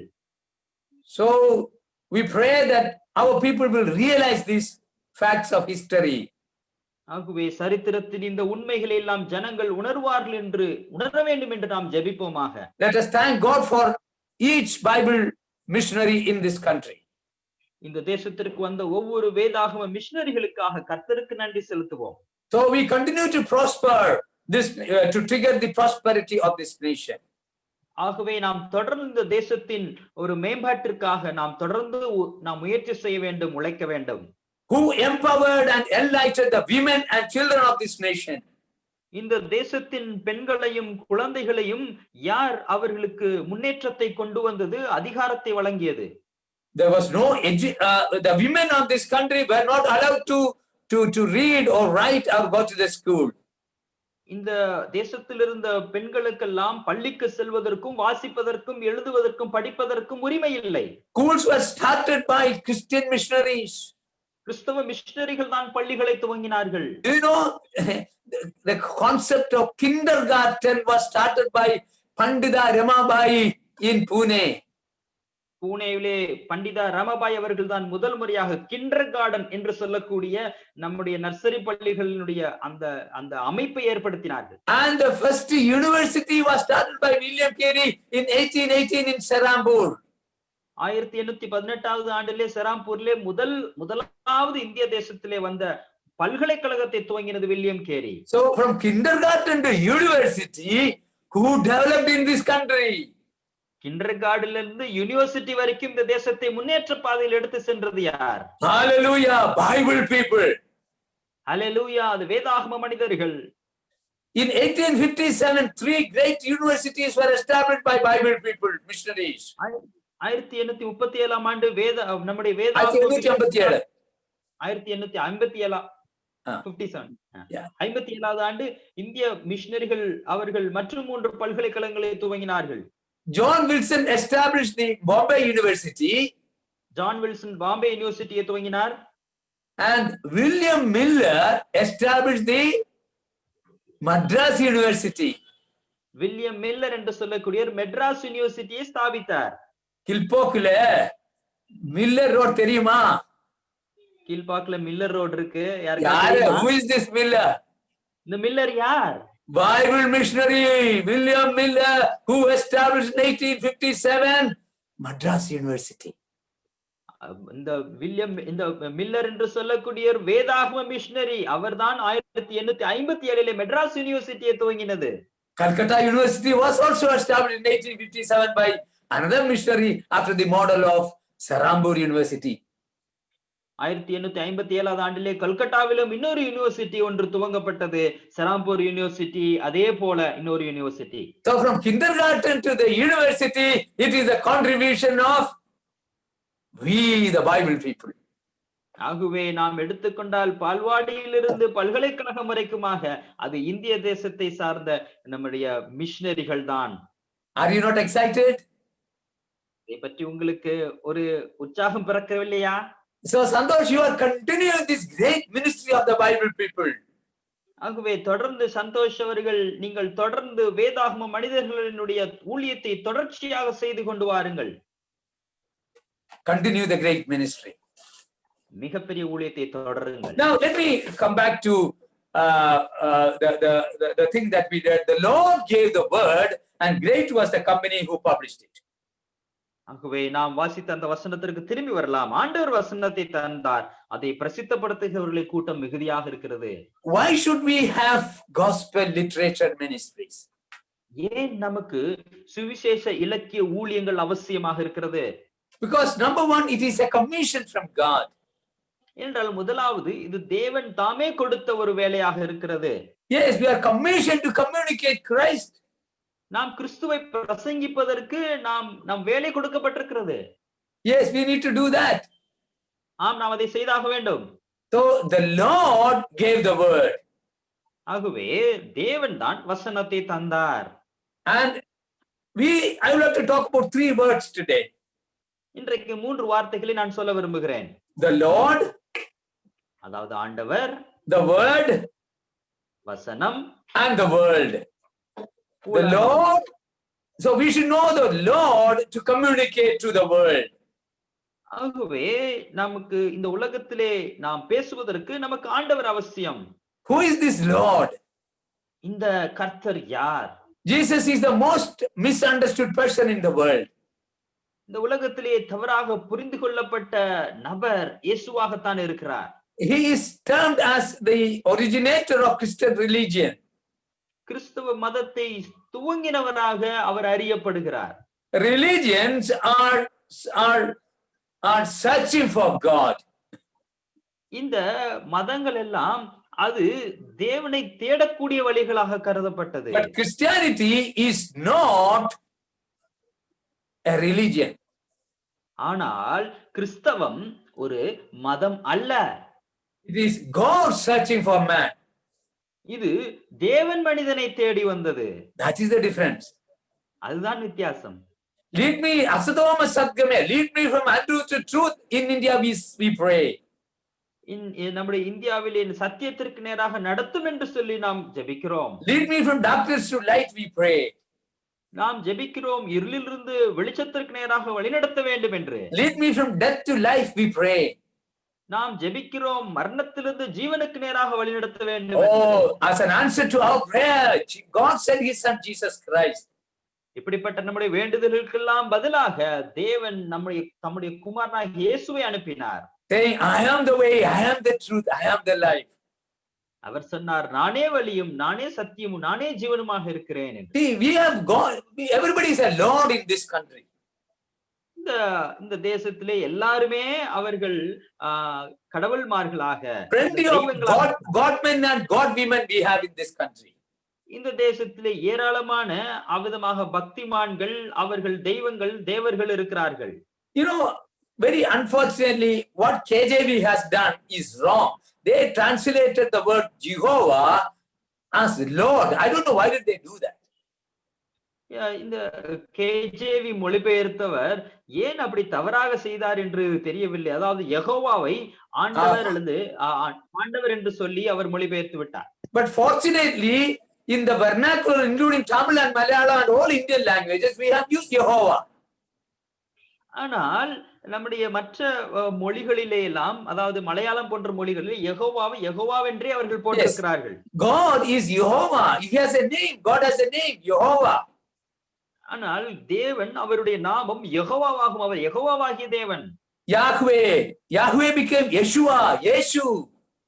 Yahweh இயேசுவாக மாறினார். Yes, so we should know the Lord. We should know who is this Lord. He is Yahweh. He is Jehovah.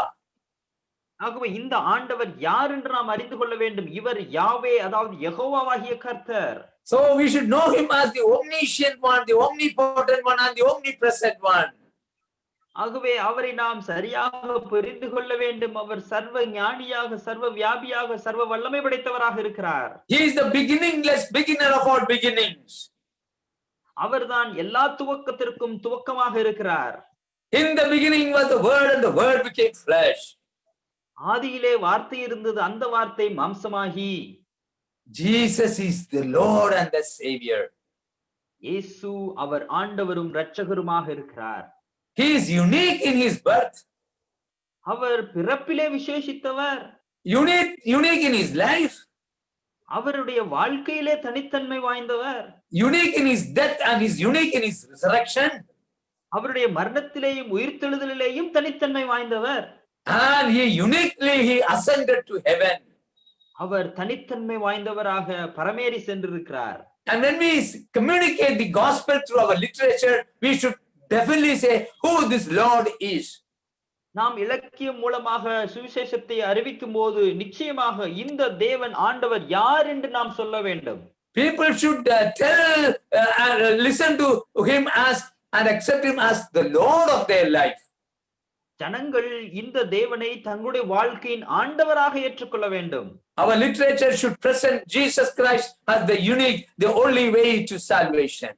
நம்முடைய இலக்கியங்கள் எல்லாம் இயேசு கிறிஸ்துவே இந்த ரட்சிப்பிற்கான மிக தனித்தன்மை வாய்ந்த ஆண்டவராக இருக்கிறார் என்று பறைசாற்ற வேண்டும். One day I was speaking in a seminary in India. இந்தியாவிலே ஒரு செமினாரிலே நான் ஒரு seminary in a Bible college. வேதாகம கல்லூரியிலே பேசிக் கொண்டிருந்தேன். After my talk, 2 boys got up and asked me, "Uncle, is Jesus the only way?" அப்படி நான் பேசி முடித்த பிறகு 2 பையன்கள் இடத்துல வந்து கேட்டார்கள், அங்கிள் இயேசு மட்டும்தான் ஒரே வழியா? 3 years they have studied the Bible and they are going to be pastors and priests and they are asking whether Jesus is the only way. 3 ஆண்டுகள் வேதாகமத்தை படித்து விட்டார்கள். இப்பொழுது ஒரு பாஸ்டராக ஊழியராக மாற இருக்கிறார்கள். I am so sad. This is what's happening in our Bible schools and seminaries today. இன்றைக்கு இருக்கக்கூடிய அநேக வேதாகம கல்லூரிகளிலே இப்படித்தான் நடந்து கொண்டிருக்கிறது என்பதை சொல்கிறதற்கு வருத்தப்படுகிறேன். So this is a challenge to us people. We understand the Bible. We should communicate our Jesus as the only way, as the Lord of this universe. ஆகவே இது நமக்கு சவாலாக இருக்கிறது. நம்முடைய இந்த தேவனை இந்த உலகிற்கு சுவிசேஷத்தின் மூலமாக ஆண்டவராக காண்பிக்கிறதற்கு நாம் கடமைப்பட்டிருக்கிறோம். Secondly, our gospel literature should have definitely what is this word, the Bible. இரண்டாவது, நம்முடைய இலக்கியங்களில் சுவிசேஷ புஸ்தகங்களிலே இந்த வேதாகம், அதாவது இந்த வார்த்தையை பற்றி நாம் விளக்க வேண்டும். Bible is the history book of God. இந்த வேதாகமானது தேவனுடைய சரித்திர புஸ்தகம். Bible is not just a spiritual book or a Christian book. இந்த வேதாகமும் சாதாரண ஒரு ஆன்மீக புஸ்தகமோ கிறிஸ்தவர்களுடைய புஸ்தகமோ அல்ல. It gives us the story of the world, past, present and the future. இது இந்த உலகத்தினுடைய கடந்த காலம், நிகழ்காலம், எதிர்காலத்தை பற்றி சொல்லுகிறது. When God created us, he gave us the operation manual as the Bible. நம்முடைய தேவன் இந்த உலகத்தை நம்மை உண்டாக்கின போது இந்த உலகத்திற்கான ஒரு வழிகாட்டு புஸ்தகமாக வேதாகமத்தை கொடுத்தார். When you buy a mobile, they give you an operation manual. நீங்கள் ஒரு மொபைல் போன் வாங்கினால் அதை பயன்படுத்துகிறதற்கு ஒரு மேனுவல் அவர்கள் கொடுப்பார்கள். Likewise, when God created us, he gave us the maker's manual for mankind known as the Bible. அப்படியாக தேவன் நம்மை உண்டாக்கின போது உண்டாக்கினவருடைய அந்த மேனுவல் நம்முடைய கையிலே அவர் கொடுத்தார். The greatest problem of man is that he is trying to operate his life without a manual. ஆனால் மனிதனுக்கு இருக்கக்கூடிய மிகப்பெரிய பிரச்சனை, அவன் அந்த மேனுவல் புஸ்தகம் இல்லாமலே தன்னைத்தானே இயக்கிக் கொள்ள முயற்சி செய்கிறான். Bible is BIBLE, basic instruction BIBLE before leaving earth. BIBLE. அதாவது அதனுடைய தமிழ் அர்த்தம், இந்த உலகத்தை விட்டு போவதற்கு முன்பாக நாம் படித்திருக்க வேண்டிய அடிப்படை அறிவுரைகள். We need to treat this Bible as the basic instruction for every day. அதாவது இந்த வேதாகமத்தின் அறிவுரைகளை ஒவ்வொரு நாளும் நாம் போதிக்க வேண்டும். So the central theme of the Bible is our blessed Lord Jesus Christ. இந்த வேதாகமத்தின் மைய கருப்பொருளாக நம்முடைய ஆண்டவராக இயேசு கிறிஸ்து இருக்கிறார். The Old Testament is the preparation of the coming of Christ. கிறிஸ்துவுடைய வருகையினுடைய ஆயத்தமாக பழைய ஏற்பாடு இருக்கிறது. The Gospels are the presentation of Christ. கிறிஸ்துவை முன்வைக்கக்கூடிய புஸ்தகங்கள் தான் சுவிசேஷ புஸ்தகங்கள். Acts of the Apostle is the propagation of Christ. கிறிஸ்துவை விதமாக பறைசாற்றுகிற புஸ்தகமாக அப்போஸ்தலருடைய நடபடிகள் இருக்கிறது. Epistles are the explanation of Christ. கிறிஸ்துவை விளக்கி காட்டக்கூடிய புஸ்தகங்களாக நிரூபங்கள் இருக்கிறது. And the book of Revelation is the consummation about Christ. அவ்விதமாக வெளிப்படுத்தின விசேஷம் கிறிஸ்துவினுடைய அவருடைய முடிவை பற்றி, அவருடைய ஒட்டுமொத்த சுருக்கத்தை பற்றி சொல்லுகிறது. Gospel literature ministries. இவ்விதமாக சுவிசேஷ இலக்கிய ஊழியங்கள். It is the gospel of Jesus Christ. அது இயேசு கிறிஸ்துவினுடைய சுவிசேஷம். Paul said, I am not ashamed of the gospel of Jesus Christ. Pavul சொன்னார், இந்த இயேசு கிறிஸ்துவின் சுவிசேஷத்தை குறித்து நான் வெட்கப்படேன் என்று. It is the power of God unto salvation. அது ரட்சிப்பிற்கேற்ற தேவபலனாக இருக்கிறது. We are saved by the gospel. சுவிசேஷத்தினால் நாம் ரட்சிக்கப்பட்டிருக்கிறோம். We are saved to serve the community through compassionate communication. நாம் மிக மனதுருக்கத்தோடு இதை பற்றி பேசி இந்த சமுதாயத்திற்கு சேவை செய்யும்படியாக ரட்சிக்கப்பட்டிருக்கிறோம். So our duty this evening is to commit ourselves to communicate this Bible, this Jesus Christ to the entire world. ஆகவே இந்த மாலை வேளையில் நம்முடைய கடமை என்னவாக இருக்கிறது என்றால், இந்த வேதாகமத்தின் இயேசு கிறிஸ்துவை இந்த உலகிற்கு நாம் சொல்ல வேண்டியவர்களாக இருக்கிறோம். So we should be trained how to communicate to the world around us. ஆகவே நம்மை சுற்றியுள்ள உலகத்திற்கு எப்படியாக நாம் இதை கூற வேண்டும் என்று நாம் பயிற்சிகளை எடுத்துக்கொள்ள வேண்டும். What kind of world is there that we need to communicate? நாம் இதை சொல்ல வேண்டிய இந்த சொல்லக்கூடிய உலகமானது எப்படிப்பட்ட நிலைமையில இருக்கிறது? A world of atheism. விதமாக நாத்திகத்தின் உலகமாக இருக்கிறது. A world of pluralism. அநேக தெய்வங்களை வழிபடக்கூடிய உலகமாக இருக்கிறது. A world of godmen and godwomen. அநேக தேவர்களும் தேவதைகளும் இருக்கக்கூடிய இந்த பக்திமான்கள் இருக்கக்கூடிய உலகம். A world of so-called rationality but just ritualism. ஆனால் அதிகமாக புரட்சியுள்ள நாடு என்று அழைக்கப்பட்டும் அநேக சடங்கு சம்பிரதாயங்களை கொண்டுள்ள ஒரு தேசம். A world of religions, not of relationship with God. ஆன்மீகம் நிறைந்த உலகம்தான், ஆனாலும் தேவனோடு கூட உறவில்லாத ஒரு உலகமாக இருக்கிறது. So we should understand our target audience before we communicate. ஆகவே நாம் யாரிடத்திலே பேசுகிறோம் என்கிற அந்த நபர்களை பற்றி நன்கு அறிந்திருக்க வேண்டும் பேசுவதற்கு முன். That is the challenge of GLM. அதுதான் GLM உடைய ஒரு சவாலாகவும் இருக்கிறது. We need to produce literature depending on our target audience.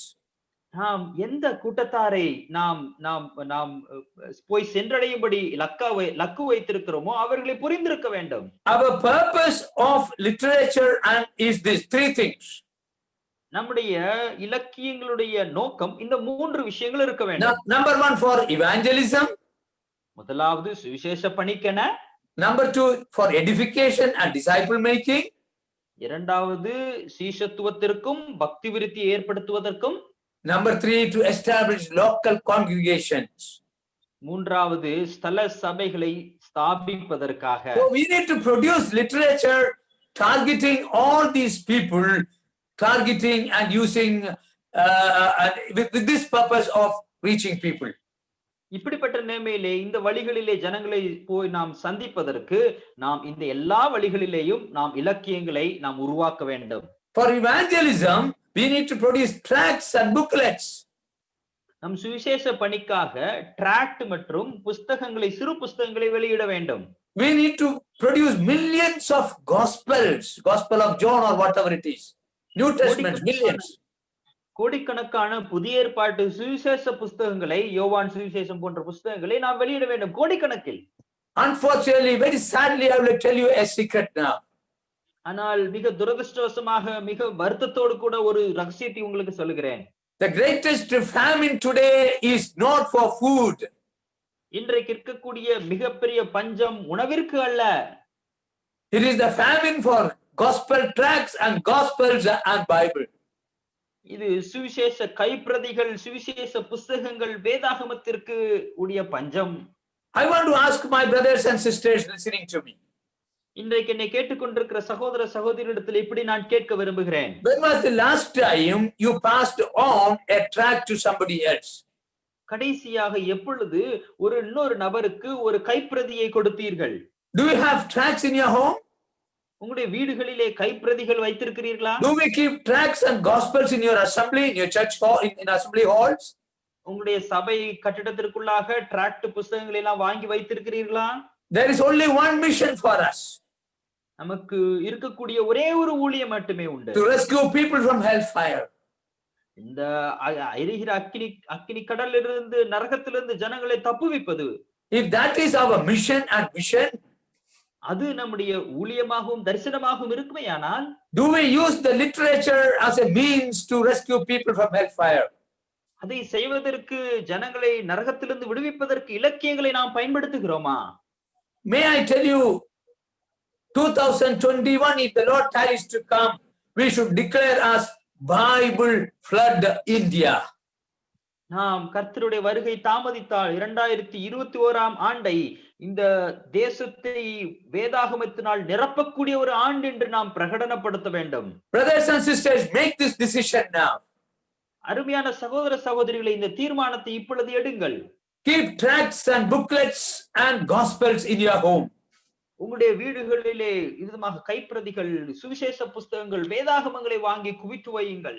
Never go out of the house without having a bunch of it.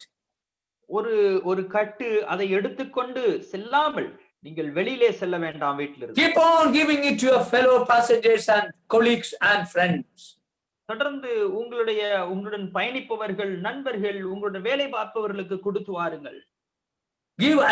Do not sleep unless you give a tract or share about Jesus to at least one person a day. ஒரு நாளைக்கு ஒரு நபருக்காவது சுவிசேஷ பிரதியை கொடுத்து ஆண்டவரை பற்றி சொல்லாமல் நீங்கள் தூங்குவதற்கு செல்ல வேண்டாம். Now, one more thing I would like to share with you. உங்களிடத்திலே இன்னொரு விஷயத்தை கூட நான் சொல்ல விரும்புகிறேன். When you share the word, நீங்கள் கர்த்தருடைய வார்த்தையை பகிர்ந்து கொள்ளும் போது, very often we say, if you believe in Jesus, you will be saved and you will go to heaven. அநேக வேளைகளில் நாம் சொல்லுவோம், நீ இயேசு கிறிஸ்துவை விசுவாசம் வைத்தால் ரட்சிக்கப்படுவாய், பரலோகத்திற்கு போவாய் என்று. You will be saved from hellfire. நீ நரகத்தின் அக்கினியிலிருந்து தப்புவிக்கப்படுவாய். That is true. உண்மைதான். But don't stop at that. ஆனால் அதோடு கூட நிறுத்திவிடக் கூடாது. What did Jesus say? இயேசு என்ன சொன்னார்? I'll go back and I'll come back. நான் போய் திரும்பவும் வருவேன். Jesus Christ is going to come back. இயேசு கிறிஸ்து திரும்ப வரப்போகிறார். When he comes back, அவர் திரும்ப வரும்போது two things will take place. ரெண்டு விஷயங்கள் நடக்கும். Jesus will come to the mid-air. இயேசு கிறிஸ்து மத்திய ஆகாயத்தில் வருவார். Those Christ lovers who are dead in Christ, they will be resurrected. கர்த்தருக்குள் மரித்தவர்கள் அவர்கள் முதலாவது எழுந்திருப்பார்கள். Those Christ lovers who are alive will be raptured. அதுமாக கிறிஸ்துவை நேசித்தவர்கள், உயிரோடு இருக்கக்கூடியவர்கள் அவர்கள் எடுத்துக் கொள்ளப்படுவார்கள். The resurrected and the raptured will have reunion in mid-air with Jesus Christ. உயிர் தெழும்பினவர்களும் எடுத்துக் கொள்ளப்பட்டவர்களும் ஒன்று சேர்ந்து ஆகாயத்தின் நடுவிலே இயேசுவை சந்திப்பார்கள். We will be rewarded there. அங்கே நமக்கு வெகுமதிகள் அளிக்கப்படும். We will be there for 7 years. நாம் அங்கே 7 ஆண்டுகள் இருப்போம். During that 7 years, a world dictator, Antichrist, will take over the rule of this world. அந்த 7 ஆண்டுகளின் போதும் இந்த உலகத்தை அரசாட்சி செய்யக்கூடிய அந்த மாபெரும் பொறுப்புகளை அந்திகிறிஸ்து எடுத்துக்கொண்டு செய்வான். Great tribulation will take place. மகா உபத்திரவங்கள் போய்க் கொண்டிருக்கும். And after the last of the seventh year, we will come back with Jesus Christ. அந்த 7 ஆண்டுகளுடைய முடிவிலே நாம் இயேசு கிறிஸ்துவோடு கூட திரும்ப வருவோம். The feet of Jesus will touch Mount Olivet. இயேசு கிறிஸ்துவுடைய பாதங்கள் ஒலிவமலையிலே வந்து இறங்கும். We will be there with Jesus. நாம் இயேசுவோடு கூட இருப்போம். We are going to rule the world for 1000 years. 1000 ஆண்டுகள் இந்த உலகத்தை அரசாட்சி செய்ய போகிறோம். Santosh produced literature saying the people about the second coming of Christ. Santhosh அவர்கள் நீங்கள் இயேசு கிறிஸ்துவுடைய இரண்டாம் வருகை குறித்த இலக்கியங்களை ஜனங்களுக்கு வெளியிட்டு சொல்லும்படி நான் கேட்டுக்கொள்கிறேன். No politician or political party can create a great world in this country, in great world. இந்த உலகத்திலே மிகப்பெரிய உலகமாக மேம்படுத்தக்கூடிய அரசாங்கத்தையோ அல்லது அரசாட்சியோ இந்த உலகத்தில் எந்த ஒரு மிக சிறந்த ஒரு அரசியல்வாதியாலும் கொடுக்க முடியாது. This evening our dear brother Laban he sang that, no, dark days are ahead. இந்த மாலையிலே நம்முடைய சகோதரர் லாபின் அவர்கள் பாடினார்கள் அல்லவா, இருள் சூழ்ந்த காலங்கள் நமக்கு முன் வரப்போகிறது. Yes, there are not going to be a better world. Dark days are coming. அங்கே விதமாக இருண்ட நாட்கள் வரப்போகிறது, இனிமேலும் மேன்மையான நாட்கள் வராது. But the good news is that Jesus Christ is coming to take over the rule of the world. ஆனால் நல்ல செய்தி என்னவென்றால், இந்த உலகத்தின் அரசாட்சி இயேசு கிறிஸ்து வந்து தம்முடைய கையில் எடுக்க போகிறார். So what is the reward we are going to get? நமக்கு கிடைக்க போகும் பலன் என்னவாக இருக்கும்? We are going to be assigned the positions of power and authority to rule the world for 1000 years. 1000 ஆண்டுகள் இந்த உலகத்தை அரசாட்சி செய்யக்கூடிய பல்வேறு பொறுப்புகளும் அரசாட்சி செய்யக்கூடிய அதிகாரங்களும் நமக்கு வழங்கப்படும். There are only two groups of people in this world today. இன்றைக்கு இந்த உலகத்திலே 2 கூட்டம் ஜனங்கள் மட்டுமே இருக்கிறார்கள். Christ lovers who have accepted Jesus Christ as the Lord and their Savior. கிறிஸ்துவை நேசிக்கிறவர்கள், அதாவது கிறிஸ்துவை ஆண்டவரும் இரட்சகருமாக ஏற்றுக்கொண்டவர்கள். Or Christ rejectors who have rejected Jesus Christ. அல்லது கிறிஸ்துவை புறக்கணித்தவர்கள், இயேசு கிறிஸ்துவை புறக்கணித்தவர்கள். We the Christ lovers are going to rule the earth for 1000 years. கிறிஸ்துவை நேசிக்கிறவர்களாக நாம் அனைவரும் இந்த உலகத்தை 1000 ஆண்டு அரசாட்சி செய்ய போகிறோம். Hallelujah. Hallelujah. And afterwards we will go to heaven, new earth and new Jerusalem. அதற்கு அப்புறமாக நாம் புதிய வானம், புதிய பூமி, புதிய எருசலேமுக்கு நாம் எடுத்து செல்லப்படுவோம். This is what GLM is doing.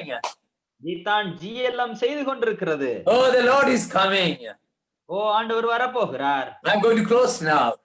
நான் இப்பொழுது நிறைவு செய்ய போகிறேன். 3 things we need to do. 3 காரியங்கள் நாம் செய்ய வேண்டும். Isaiah chapter 6. ஏசாயா 6 When King Uzziah died. இங்கே உசியா மரணம் அடைந்த போது, And Isaiah looked, he thought the kingdom of this world is gone. அவர் ஏசாயா நினைத்தார், இந்த உலகத்தின் ராஜ்யத்திற்கு முடிவு வந்து விடுவோம் என்று. He was disappointed and defeated. மிகவும் அவர் ஒரு துக்கப்பட்டவராக, சோர்வுற்றவராக இருந்தார். There is no one on the throne of this world. இந்த உலகத்தின் சிம்மாசனத்தில் ஒருவரும் இல்லையே என்று யோசித்தார். Then he looked up. அதற்கு அப்புறம் மேல் நோக்கி பார்த்தார். He saw the glory of God. அவர் தேவனுடைய மகிமையை கண்டார். He had an upward vision. அவருக்கு மேல் நோக்கி பார்த்த ஒரு தரிசனம் இருந்தது. He saw the holiness of God. தேவனுடைய பரிசுத்தத்தை அவர் கண்டார். And he saw God. தேவனை அவர் கண்டபோது He saw himself. அவர் தன்னைத்தானே He had பார்த்தார். an inward vision. அவருக்கு உள்நோக்கி பார்க்கக்கூடிய Oh, தரிசனம். go on to me, I am a sinful person, he said. ஓ, நான் எப்பேற்பட்ட ஒரு பாவியாகிய மனுஷன் என்று சொன்னார். When he confessed, he was cleansed by God. அவர் அறிக்கை செய்த போது தேவனால் பரிசுத்தமாக்கப்பட்டார். When he had an upward vision, he had an inward vision. அப்படியாக மேல் நோக்கின தரிசனமும் உள்நோக்கின தரிசனமும் அவருக்கு இருந்தபோது, When he confessed, there was cleansing. அவர் அறிக்கை செய்த போது அவருடைய பாவங்கள் சுத்திகரிக்கப்பட்டது. Then he had the commission. அதற்கு அப்புறமாக அவருக்கு வேலை கொடுக்கப்பட்டது. God asked him, will you go? Who will go to a people who are unwilling to listen, unwilling to see? விதமாக என்னை பார்க்கிறதற்கு விருப்பமில்லாத ஜனங்களிடத்திலே யார் போவார் என்று ஆண்டவர் கேட்டார். Isaiah said, I will go. ஏசாயா சொன்னார், நான் போகிறேன் என்று. An outward vision. இப்பொழுது வெளிநோக்கும் தரிசனம். When the brethren people closed down and sold the brethren publishing property, and God raised people like Santosh and family. Brethren சபையை சார்ந்த அநேகர் வேதாகம பதிப்பகங்களையும் விலக்கிய ஊழியங்களையும் வெளியிடுகிற ஸ்தாபனங்களையும் முடக்கி நிறுத்தின போது சந்தோஷ் போன்ற அநேகரை கர்த்தர் எழுப்பினார். He had a vision for the perishing. அழிந்து போகிறவர்களுக்கான ஒரு தரிசனம். Dear brothers and sisters, may we follow the footsteps of Santosh and family. அருமையான சகோதர சகோதரிகளை, சந்தோஷ் மற்றும் அவர்கள் குடும்பத்தார் செய்தது போல மாதிரியை பின்பற்றுவோம். Vision of the glory of God. தேவனுடைய மகிமையின் தரிசனத்தை பெற்றுக்கொண்டு, Vision of my own sin. என்னுடைய சொந்த பாவத்தை குறித்த பார்வையில், Vision of the perishing in the world. உலகத்தில் அழிந்து கொண்டிருக்கிற ஜனங்களை பற்றின தரிசனத்தோடு Maybe have a vision. நமக்கு அப்படிப்பட்ட தரிசனங்கள் உண்டாகட்டும். Vision will lead you to mission. அப்படிப்பட்ட தரிசனங்கள் உங்களை ஊழியத்திற்கு நேராக எடுத்து செல்லும். Decide to evangelize India every moment of your life. உங்களுடைய வாழ்க்கையின் ஒவ்வொரு கண பொழுதிலும் இந்தியாவை சுவிசேஷமயமாக்குகிறதற்கு நாம் உழைப்போம். start crying for the souls of people. ஜனங்களுடைய ஆத்துமாக்களுக்காக அழுது புலம்புவோம். If you sow in tears, you will be able to reap with tears. நீங்கள் கண்ணீரோடு கூட விதைத்தால் கம்பீரத்தோடு அறுக்க முடியும். May I take one more minute to tell you a story from Tamil Nadu? தமிழ்நாட்டிலிருந்து ஒரு கதையை கூட நான் சொல்லுகிறதற்கு சில நிமிடங்கள் எடுத்துக்கொள்கிறேன். In Trichy, there was a student of engineering known as Muhammad Ayyas. Mohammed Ayaz என்று சொல்லக்கூடிய ஒரு இன்ஜினியரிங் படிக்கக்கூடிய ஒரு மாணவன் திருச்சியில இருந்தான். He was a Muslim fanatic. 10 times he was having his namaz every day. அவ்விதமாக இஸ்லாமிய மதத்திலே அதிகமாக ஆர்வம் கொண்ட ஒரு நாளைக்கு 10 முறை தொழுகை செய்யக்கூடிய ஒருவராக இருந்தார். He fought with the Christians in the college, in the school. அவன் பள்ளிகளிலேயும் கல்லூரியிலேயும் கிறிஸ்தவர்களுக்கு எதிராக அவன் சண்டை போடுகிறவனாக இருந்தான். But this Muhammad Ayyas had no peace in his life. ஆனால் இந்த முகமது ஈஜாஸ் என்று சொல்கிறவனுக்கு தன்னுடைய வாழ்க்கையிலே சமாதானமற்றவனாக இருந்தார். He was only 17 years old. 17 வயதே ஆன ஒரு வாலிபன். He decided to commit suicide. அவன் இப்பொழுது தற்கொலை செய்ய அவன் முடிவெடுத்தான். He went around 20 kilometers from his house. He cycled 20 kilometers. அவனுடைய வீட்டிலிருந்து 20 கிலோமீட்டர் தொலைவிலே அவன் போனான். Then he took rest under a tree. அதற்கு அப்புறம் ஒரு மரத்தடியிலே அவன் அமர்ந்தான். And considering how to commit suicide. அப்பொழுது யோசித்துக் கொண்டிருந்தான் எப்படி தற்கொலை செய்து கொள்வது என்று. Whether to jump into a pond nearby. பக்கத்தில் இருக்கக்கூடிய குளத்திலே விழுந்து சாகலாமா? Or get into a noose and die. Whatever he was thinking of how to die. அப்படியாக வேறு ஏதாவது செய்து கொள்ளலாமா என்று யோசித்துக் கொண்டிருந்தான் எப்படி He சாவது was என்று. lying under a tree. அவன் ஒரு மரத்தின் கீழே படுத்து அமர்ந்திருந்தான். Then he just looked at the tree. அப்படி படுத்திருக்கும் போது அந்த மரத்தை மேல் நோக்கி பார்த்தான். There was a heart-shaped metal sheet hanging there. அந்த கிளையிலே ஒரு இதய வடிவத்திலான ஒரு மெட்டல் ஷீட் அங்கே அப்படி தொங்கிக் கொண்டிருந்தது. In Tamil it was written like this. தமிழிலே இப்படி அதுல எழுதி இருந்தது, உங்கள் துக்கம் சந்தோஷமாக மாறுவே. உங்கள் துக்கம் சந்தோஷமாய் மாறும் என்று. In a metal sheet on the tree it is written he is trying to commit suicide, and here it is உங்கள் துக்கம் சந்தோஷமாய் மாறும். அந்த மரத்திலே தொங்கிக் கொண்டிருந்த அந்த ஷீட்டிலே அது எழுதப்பட்டிருந்தது உங்கள் துக்கம் சந்தோஷமாக மாறும் என்று. இங்கே ஒருவன் சாகுவதற்கு அவன் காத்திருக்கிறான். He didn't know what it was. அது என்னவென்று That started talking to him. அது அவனோடு கூட பேச ஆரம்பித்தது. Then something he heard in his heart. அதற்கு அப்புறம் இருதயத்தில் ஏதோ ஒரு சத்தத்தை கேட்க துவங்கினான். Muhammad Ayyas, do not commit suicide. Go back home. Go back home. Mohammed ஆஜாஸ், நீ இப்பொழுது தற்கொலை செய்து கொள்ளாதே, வீட்டிற்கு போ என்று ஒரு சத்தம் ஒலித்துக் கொண்டிருந்தது. Some kind of peace came into his heart. ஏதோ ஒரு விதமான சமாதானம் அவனுடைய இருதயத்திற்குள்ளாக வந்ததை உணர்ந்தான். He cycled back. அவன் திரும்பவும் அவன் சைக்கிளை மிதித்து வீட்டிற்கு He போனான். had his lunch and then he went to sleep in the afternoon. அவன் மதிய உணவு சாப்பிட்டு விட்டு மதியானத்திலே அவன் தூங்க போனான். As he was sleeping, அவன் தூங்கிக் கொண்டிருந்த போது a kind of light and he just had a kind of dream. A light appeared into his room.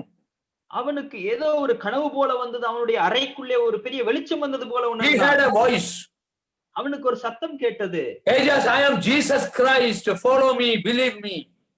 தாஜாஸ், நான் இயேசு கிறிஸ்துவாக இருக்கிறேன், என்னை நீ பின்பற்று, என்னை நீ நம்பு என்று சொல்லி.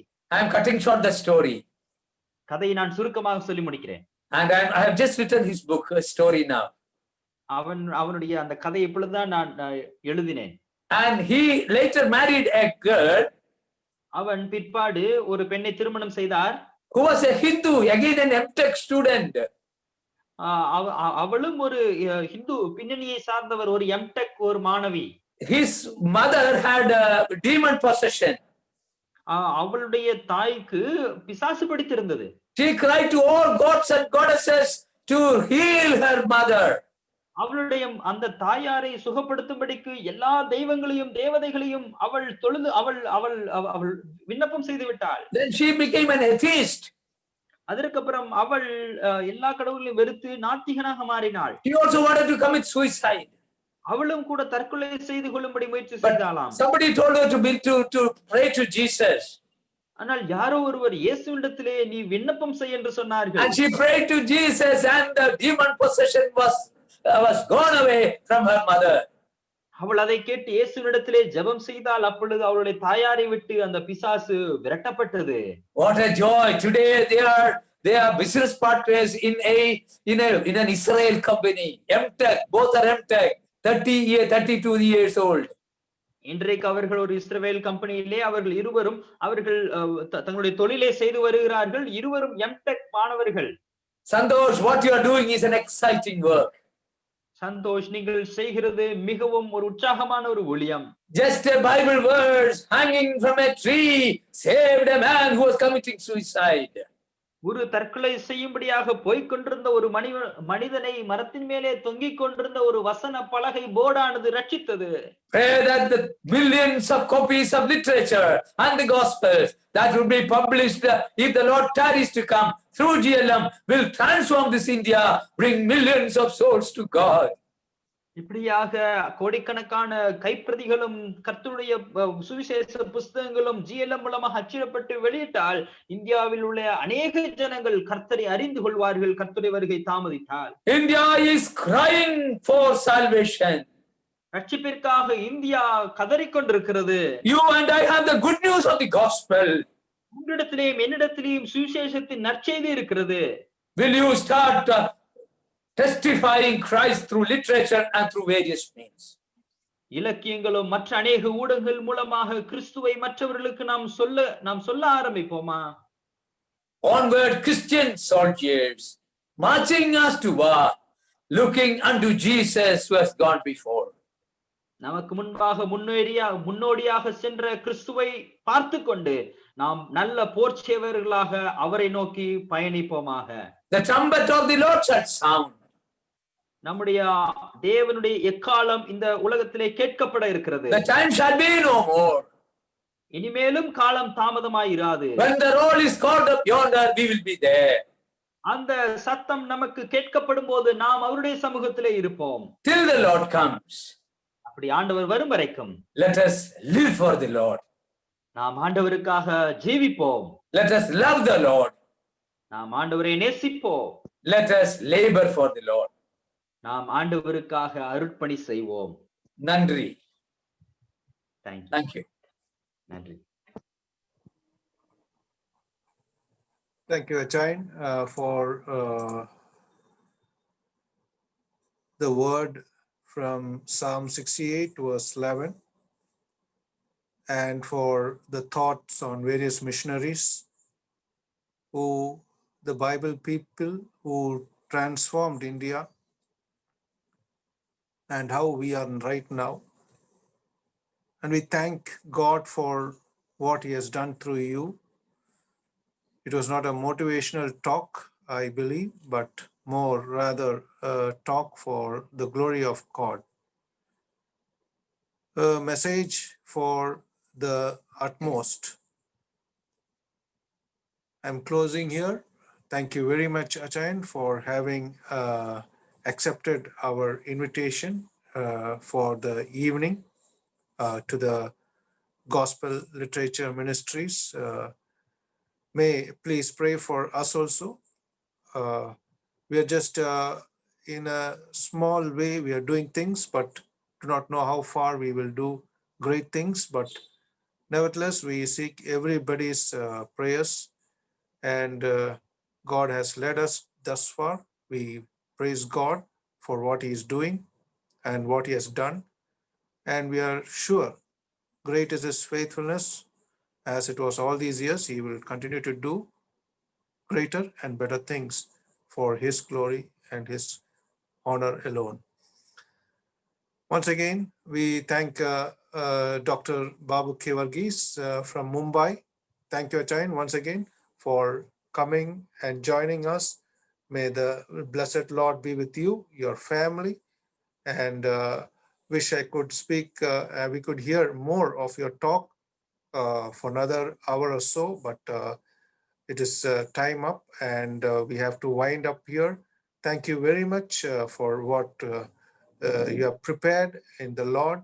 May the good Lord be with you. We also thank Brother Isaac Tangaraj, who has taken all the pain and everything and readily accepted our invitation. This time also, he is part and parcel of this ministry. We give all glory and honor to God. Thank you, Brother Isaac Tangaraj from Party Believers Assembly in Chennai for joining and translating the message from English to Tamil. Tamil is one of the oldest languages, and we praise God for the way it has brought the beauty of the language. Now also we thank and praise God for Brother Laban Thomas for the songs he has sang, two blessed songs. May the Lord be with him and his family. We praise God for each one of you. May the blessed Lord be with all of you, all the dear ones from different places and across India and abroad. We thank the Lord speaking to you. We know he has spoken to you, and definitely this is a message that is for you to understand how important literature is, how important communication is, how important all the ways that we approach people and why we are doing that. For one particular thing, that is to gospel, to evangelize, to tell about the Lord Jesus Christ. That's why we have nothing else to claim ourselves. May that thought be in our mind always. Nothing belongs to us as we traverse this world. May the blessed Lord be with us and with each one of you who had participated and heard the message and who will be hearing through YouTube, through GLMK TV. We also are going to start GLM Sisters Bible College for sisters, a short-term course from January 1st.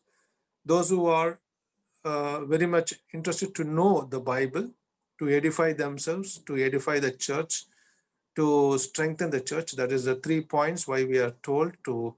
One is a church bearing, to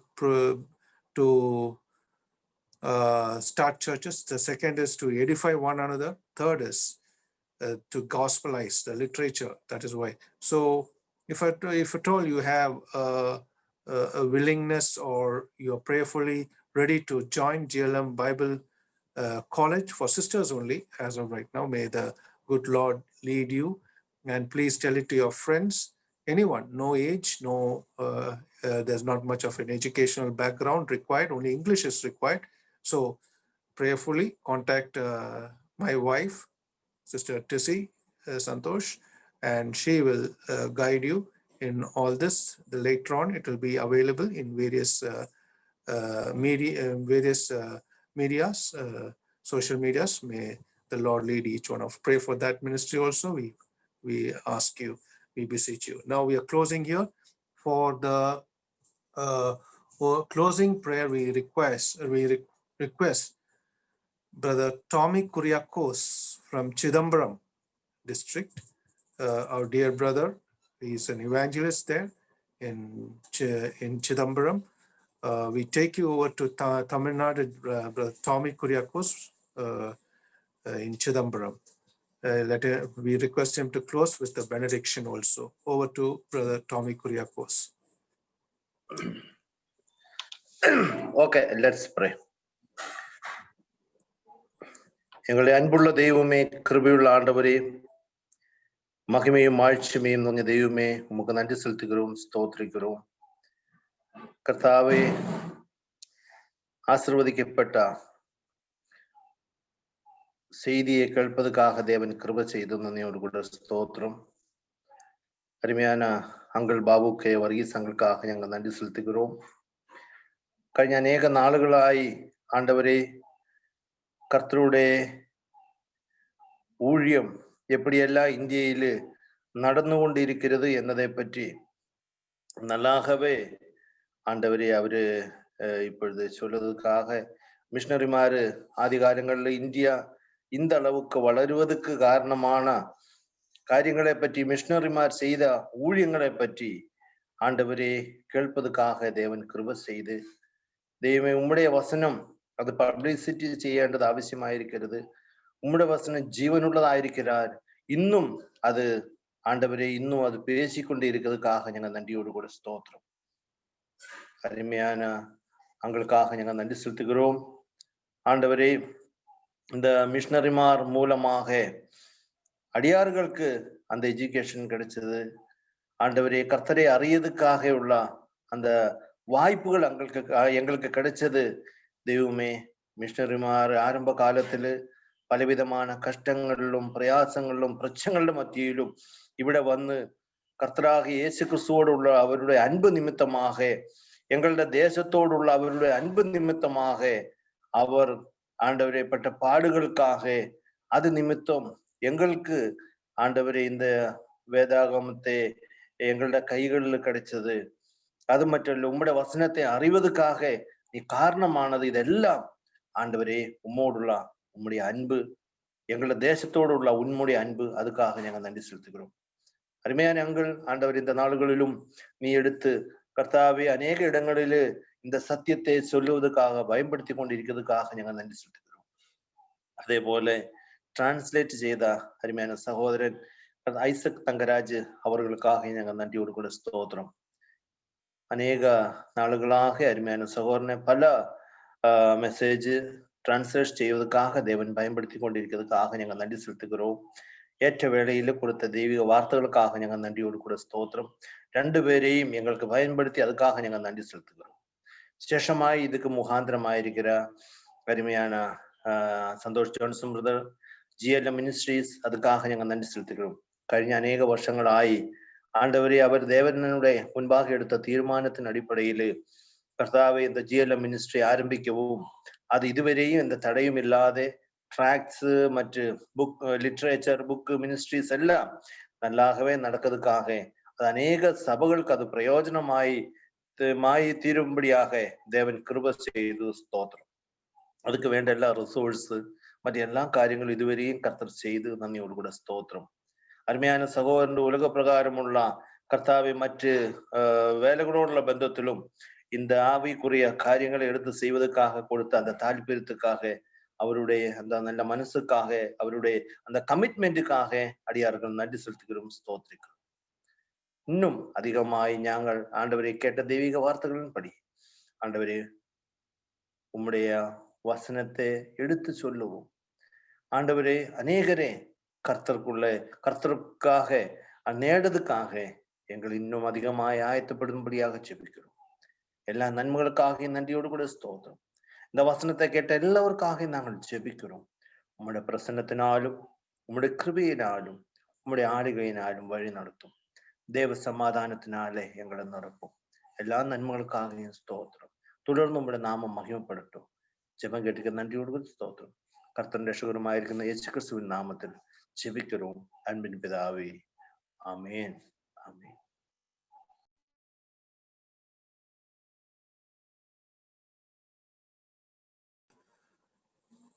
May the love of God the Father, the grace of the Lord Jesus Christ, and the fellowship of the Holy Spirit be with one and all. We pray in the blessed name of Lord and Savior Jesus Christ. Amen.